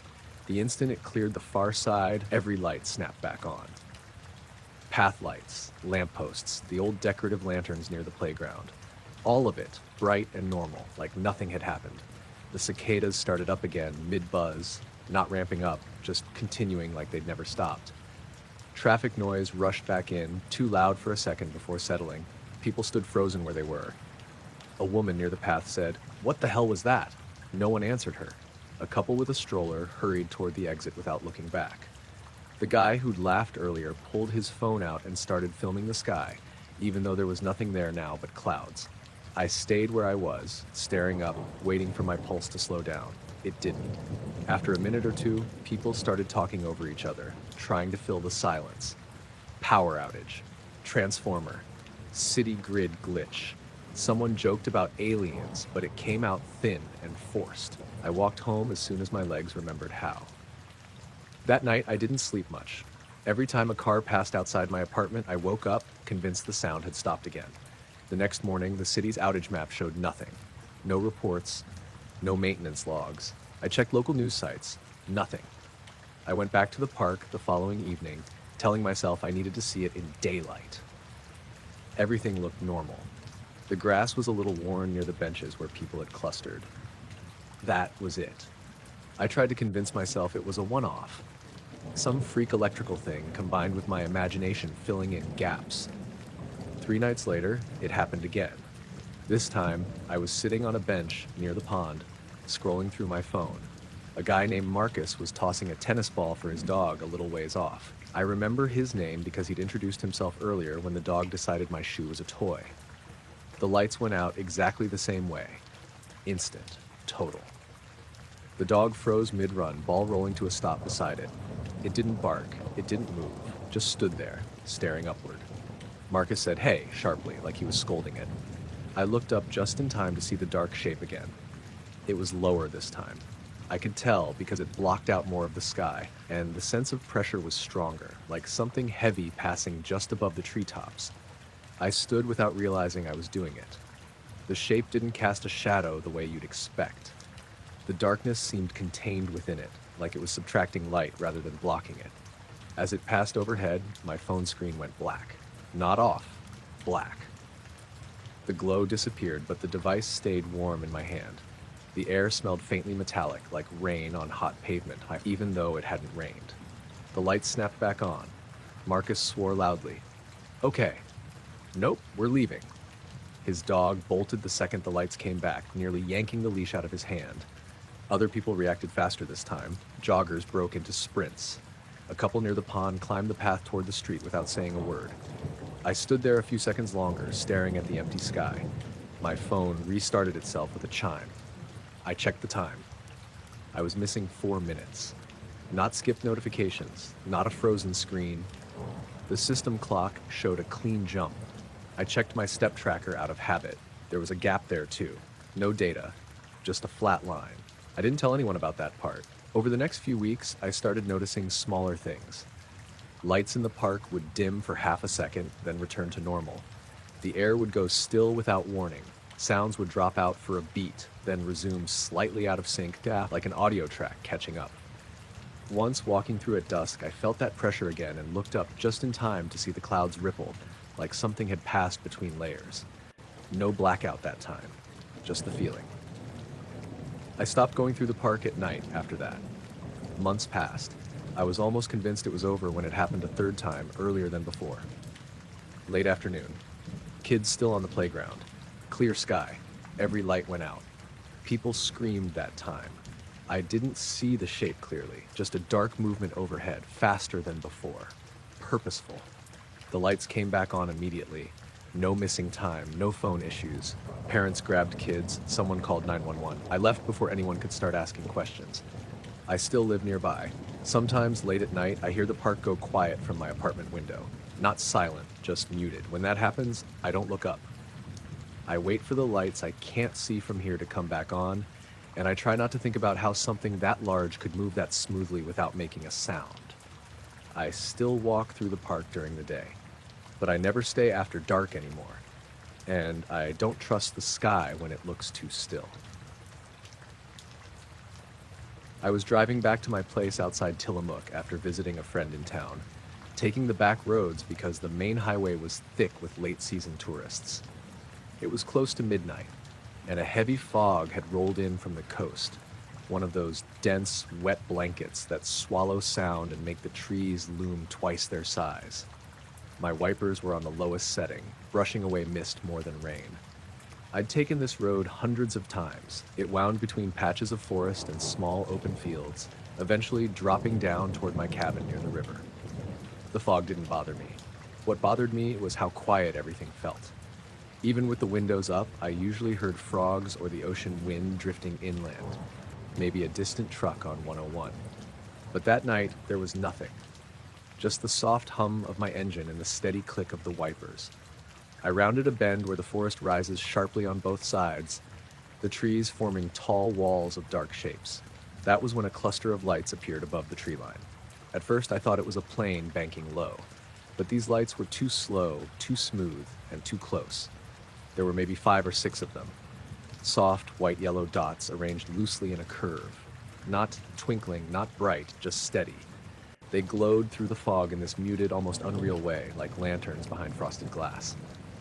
I'd never seen lights like that above the woods. I eased my foot off the gas, but didn't stop. Part of me wanted to believe it was just a helicopter, or maybe a group of paragliders with LED rigs, even though that made no sense at all at midnight in thick coastal fog. The lights moved together, not rigid, not perfectly aligned, but with a kind of shared rhythm. Imagine how small fish move in a group, drifting in the same direction without touching. That's what it reminded me of.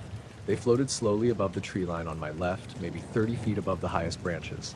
No sound, no breeze, no engine hum, just that steady drift. I rolled down the window halfway. Silence. Total silence. Even the usual drip of moisture from the branches seemed absent.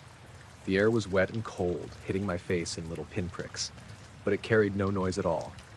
The lights shifted slightly, turning, or maybe rotating, I couldn't tell. The fog distorted their edges, making them look like soft orbs instead of sharp points. They passed over the road ahead of me, slow and deliberate, moving toward the opposite side of the forest. I stopped the car without realizing it. My headlights lit up the fog in front of me, creating that tunnel effect where you can only see a few feet ahead. The lights above cut through it more cleanly somehow, like the fog bent around them instead of swallowing them. I leaned forward over the steering wheel, trying to understand what I was seeing. The lights began to descend, not drastically, just a few feet, but enough that I caught myself gripping the wheel tighter. They hovered there for a moment, swaying almost imperceptibly, and I felt the same sensation you get when someone stands behind you without speaking. A kind of awareness, pressure, attention, whatever you want to call it. Then the fog shifted. A light breeze rolled in from the west, thinning the mist in pieces. My headlights reached farther. I blinked, trying to clear the moisture from my eyelashes. When I looked up again, the lights were gone. The tree line was dark and empty. The fog drifted across the branches like normal. Nothing moved above them. I rolled the window all the way down, listening. Still nothing. The silence felt heavier now, like the woods were waiting for something. I swallowed and stepped out of the car, not sure what I expected to hear or see. The gravel under my boots sounded sharper than usual. My breath formed a shaky cloud in the air. I walked a few steps toward the ditch at the edge of the road. The smell of damp earth was strong, almost metallic. The forest loomed on both sides, black and impenetrable.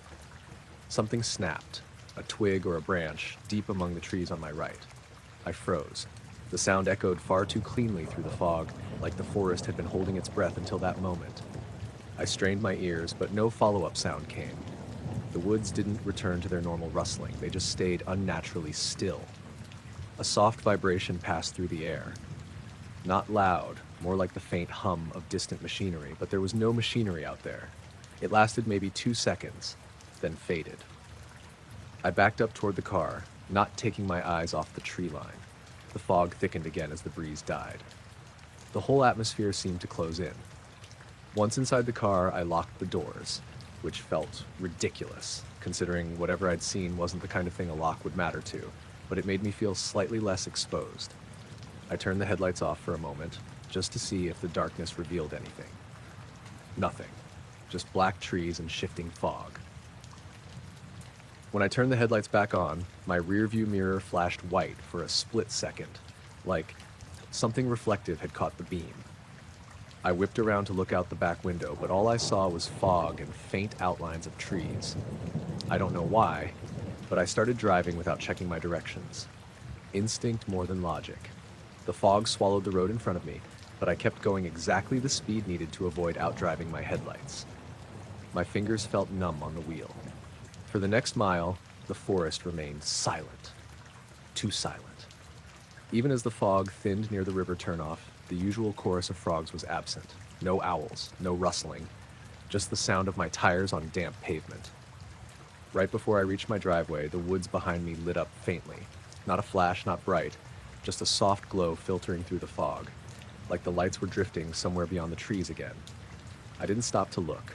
I pulled into my drive, hurried inside, and double-checked every lock, even though it made no logical sense. Much later that night, when I finally looked out the window toward the tree line, the fog had mostly lifted. The forest looked normal again, peaceful, untouched. But the quiet lingered until sunrise. Too deep, too whole, as if the woods hadn't yet decided it was safe to make noise again. And even now, whenever fog rolls in from the coast and settles low over the trees, I catch myself watching for those soft, drifting lights to reappear, not bright enough to scare me outright, but strange enough to make me question whether they were ever meant to be seen at all. I was walking the neighborhood loop the night it happened, something I'd started doing after work to clear my head. It was early October, cool enough that I could see my breath, but not cold enough for gloves yet. The air smelled like wet leaves and wood smoke from someone's backyard fire pit. It was a quiet suburb outside Asheville. Nothing dramatic, just a grid of cul-de-sacs and small hills. It was close to 10 p.m., later than I usually went out, but I'd been restless and needed to move. The streetlights were spaced far apart on my route, leaving long stretches of shadow between them, the kind where your eyes have to work harder to adjust. Houses were mostly dark, except for the occasional blue glow of a TV behind curtains. I'd walked maybe half a mile when I noticed the sound. At first I thought it was a transformer buzzing, or maybe an AC unit that hadn't fully shut off, but it wasn't coming from the houses. It wasn't coming from anywhere on the ground, actually. It was above me, a soft metallic humming, steady, low, weirdly smooth. It wasn't loud, but it had a clean, unnatural precision to it, like the vibration you feel from electronics when you put your ear close. I kept walking another few steps, trying to pinpoint it. The humming stayed above me, moving with me, not staying fixed to any one yard or rooftop. I stopped. The sound stopped exactly when I did. My breath puffed out in a slow cloud. I listened hard. No insects, no distant cars, no dogs barking. Total stillness except for a faint rustle of leaves in the wind. Then the hum started again. Slow, gradual, like a machine warming up. I looked across the street to see if maybe someone had an attic fan running. All the houses were dark. I stepped into the middle of the road to get a clearer angle on the sky. That was when I noticed the clouds. They were thin that night, patchy streaks drifting lazily overhead. Most of them were just faint gray smudges against the dark. But one section, almost directly above me, was glowing softly. Not bright enough to illuminate anything below. Just a faint, diffused white light pulsing through the edges of the cloud, as if someone had put a lantern inside it. The humming grew stronger, not louder exactly, but more present, like the air molecules around me were tightening in response. I craned my neck, squinting at the glowing patch. It didn't look like moonlight. The moon was behind me and low on the horizon anyway, and no plane I'd ever seen could create that kind of consistent light through cloud cover. There were no flashes, no red or green navigation lights, no noise except the hum. I took a few steps backward down the road to see the cloud from a different angle. The glow didn't shift or change. It stayed exactly in the same part of the cloud, even though the clouds were drifting, which meant either the cloud wasn't drifting or something behind it was moving with it. "Hello?" I said out loud, despite not knowing why. The humming responded immediately by stopping. The cloud went completely dark. My heart hammered. I felt ridiculous, talking to a cloud. But nothing about that moment felt ordinary. The silence that followed was too heavy, like it was waiting for something. I stood there, middle of the street, listening. 20, maybe 30 seconds passed. Then the glow returned, but dimmer, slow, like it was testing the sky before revealing itself again. The hum returned too, but this time it had a slight pulse to it, almost like a slow heartbeat. The glow grew stronger, brightening gradually inside the cloud, until the entire patch looked like it was being lit from within in by something the size of a van. The edges of the cloud curled slightly, like heat was distorting the moisture, except the air didn't feel warm. It felt colder, sharper. The hairs on my arms and neck lifted. I took a step forward. The glow didn't react. The hum stayed steady. I took another step. The cloud snapped to darkness. Not faded. Snapped like a switch flipping off. One moment it was glowing, The next, it was indistinguishable from every other patch of night sky. The hum cut out at the exact same millisecond. I froze, didn't even inhale. There was no sound, no wind. Even the leaves stopped rustling. The entire neighborhood felt like it had paused. I slowly turned in a circle, scanning for anything, movement, light, sound. Nothing. I exhaled shakily and started walking again, faster than before, trying to tell myself it was just atmospheric conditions or some weird distant spotlight I couldn't see. But the logic didn't sit right. The timing was too precise. The way the sound followed me, the way the light appeared and vanished exactly when I moved. It all felt deliberate. A minute later, the hum returned. Soft, distant at first. I didn't look up. I just kept walking, pretending I couldn't hear it. The hum grew a little louder, like it was drifting closer overhead. After a few seconds, I couldn't resist. I stopped walking and looked up again. The clouds above me were ordinary, dark, shifting, harmless. But a second later, the patch I'd seen earlier drifted into view again, carried by the wind. It passed right above me, gray and thin. As it did, a faint outline appeared inside it. Not a light, not a shape, more like a subtle distortion. The cloud bulging inward from behind as if something was pressing up against it, only for a moment. Then it slid past, the distortion evening out like nothing had touched it. I stood rooted to the sidewalk until the cloud drifted farther east. The hum faded the same way, gradually, naturally, until I wasn't sure if it was gone or simply too faint to detect anymore. I forced myself to finish the loop, though I kept glancing over my shoulder. Every time I passed under a streetlight, I felt exposed. Every time I stepped into shadow, I felt watched. When I reached my house, I went straight inside and locked the door. My hands were cold enough that the key slipped twice. I stood at the window for a bit, staring out at the street. Everything looked normal. Someone across the way turned on their porch light. A cat ran under a parked car. The neighborhood had resumed its usual rhythms. Before bed, I stepped outside for one last look. Just a quick check. The sky was darker now, clouds lower and thicker. No glow, no hum. But as I turned to go back inside, I heard one faint metallic ping, like a cooling engine or a metal plate being tapped. I froze. The sound came from above the clouds. Not loud, but perfectly clear. Then silence. I backed into the house, keeping my eyes on the sky until the door was fully closed. I haven't heard the hum since that night. But now, whenever thin clouds drift overhead on late walks, I catch myself listening, waiting for that soft metallic sound to rise out of the dark, for the faint glow to pulse behind the clouds again, just long enough to let me know something is there before vanishing like it never happened.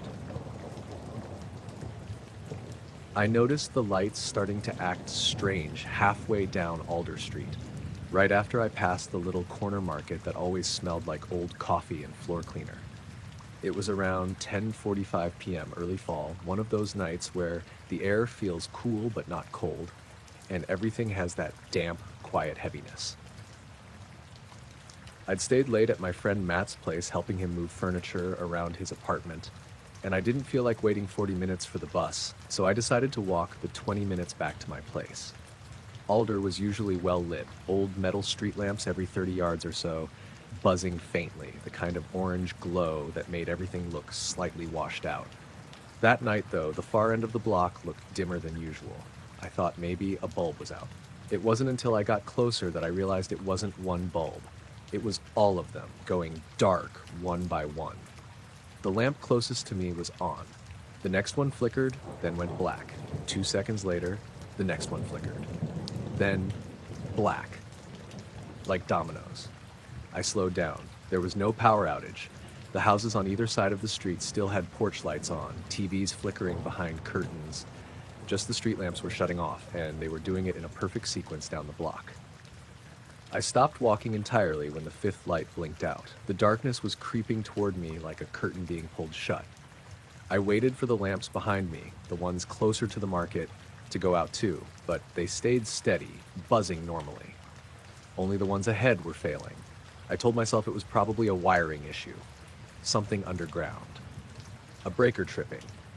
The stupid explanations your brain reaches for, even when they don't fit what you're seeing. The sixth lamp flickered hard enough that the bulb inside rattled, then died. There were 2 more between me and the big intersection at Cedar Avenue. I could still see some light from the intersection spill into the dark stretch, but it wasn't enough to make me feel better. I checked my phone out of habit. No bars, not unusual for that area, but it made me feel more alone than I should have. I debated turning around and going back to Matt's instead of continuing, but the idea of walking back past all the houses with dark front yards somehow felt worse. At least the intersection ahead had traffic lights and usually a few cars passing. The seventh lamp died. I took a slow step backward. My heel scraped the pavement louder than it should have. I kept staring into the dark ahead, expecting to see someone. Maybe a city worker in a bucket truck or kids messing with the breaker box. But there was nobody. Just the empty street. The eighth lamp, the one closest to me, flickered wildly, like the bulb was being shaken inside the casing, then blinked out. That left me standing right at the edge of a long, perfect stretch of darkness. The whole block ahead was black now. Not dim, black. Like the light from the intersection couldn't penetrate it fully. My eyes should have adjusted, but they didn't. The dark felt thick. That's when I heard the faint shimmer. Shimmer isn't the right word, but I can't think of a better one. It wasn't a hum or a buzz or a whistle. It was like tiny pieces of glass brushing together, soft, high-pitched, almost delicate. And it came from above me. I tilted my head back slowly. There was nothing in the sky, no plane, no drone, no bird, just a faint blur passing across the stars, as if someone dragged translucent cloth overhead. It didn't block the stars exactly. It warped them, bent them slightly, like heat haze at night, but colder somehow. The shimmer passed directly over me, and all 8 streetlights flickered back to life at the same moment. The sudden brightness made me flinch. The lamps buzzed harder than usual, like they were waking up from sleep.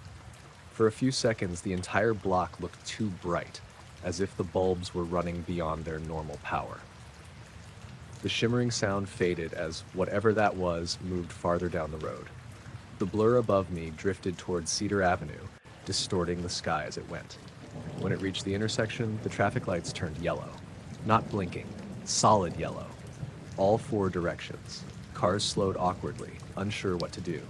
I watched one driver roll down his window like he was about to shout at someone. The blur hovered briefly above the crossing, or maybe it just moved slower there, and then continued east toward the river. As soon as it left the intersection, the traffic lights snapped back to normal red-green patterns. The street lamps behind it flickered again, but stayed on this time. I stood frozen for a while, unsure whether to keep walking or just go back to Matt's and make up some excuse to crash on his couch. Eventually, I forced myself forward, partly because standing alone under those lights felt worse than walking. I kept glancing up, even though the blur was gone from sight. Every time I passed under a lamp, I listened for the shimmer, but the only things I heard were distant cars and the rustle of leaves. When I reached the intersection, a man in a red hoodie was standing on the corner smoking. He kept looking up too, the same way I probably had been. When I passed, he said, "Did you see that?" I didn't answer. I didn't want to talk about it, not with a stranger. I crossed Cedar and continued toward my apartment. The closer I got to home, the more normal everything seemed. Dogs barking behind fences, a porch light flickering because someone hadn't replaced the bulb, the distant sound of a train. But every time I stepped under a street lamp, I waited for it to die. 3 blocks from home, the streetlights stayed steady, but the air changed again. The temperature dropped fast, like stepping into an air-conditioned room.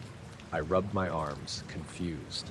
I could see my breath for maybe 3 seconds before the air warmed back up, as if whatever passed overhead had left a cold trail hanging behind. I didn't hear the shimmer again, but the sudden cold felt like the same thing, just quieter. When I finally reached my building, I practically jogged up the stairs. My hands shook a little when I unlocked the door. Inside, the apartment felt too normal. My kitchen light humming its usual hum, the clock on the stove blinking 10:56 like nothing had happened. I stood by the window for a long time, watching the street. Nothing strange happened. No darkened lamps, no shimmering sky, no warped stars. Around midnight, I heard something faint outside. Not the shimmer, just a soft click as the streetlight in front of my building turned off for its scheduled cycle. It startled me anyway. I didn't sleep much. The next morning, I walked the exact same route to see if anything looked weird in daylight. Everything looked exactly as it should. The lamps intact, the intersection normal, the air a mild fall temperature. But halfway down Alder, where the last lamp had gone dark the night before, I found a patch of asphalt that looked polished. That's the only word I could think of. Not wet, not scraped. Polished. A smooth circle about 2 feet wide, like something had hovered just above it long enough to burnish the pavement. No one else seemed to notice it. Some days I walk through that block without thinking about it. Other days, especially when the air gets oddly still or when the lamps buzz a little louder than usual, I catch myself looking up, waiting for the sky to bend again, waiting for that faint shimmer to announce something drifting just overhead, invisible except for the way it snuffs out the light as it passes.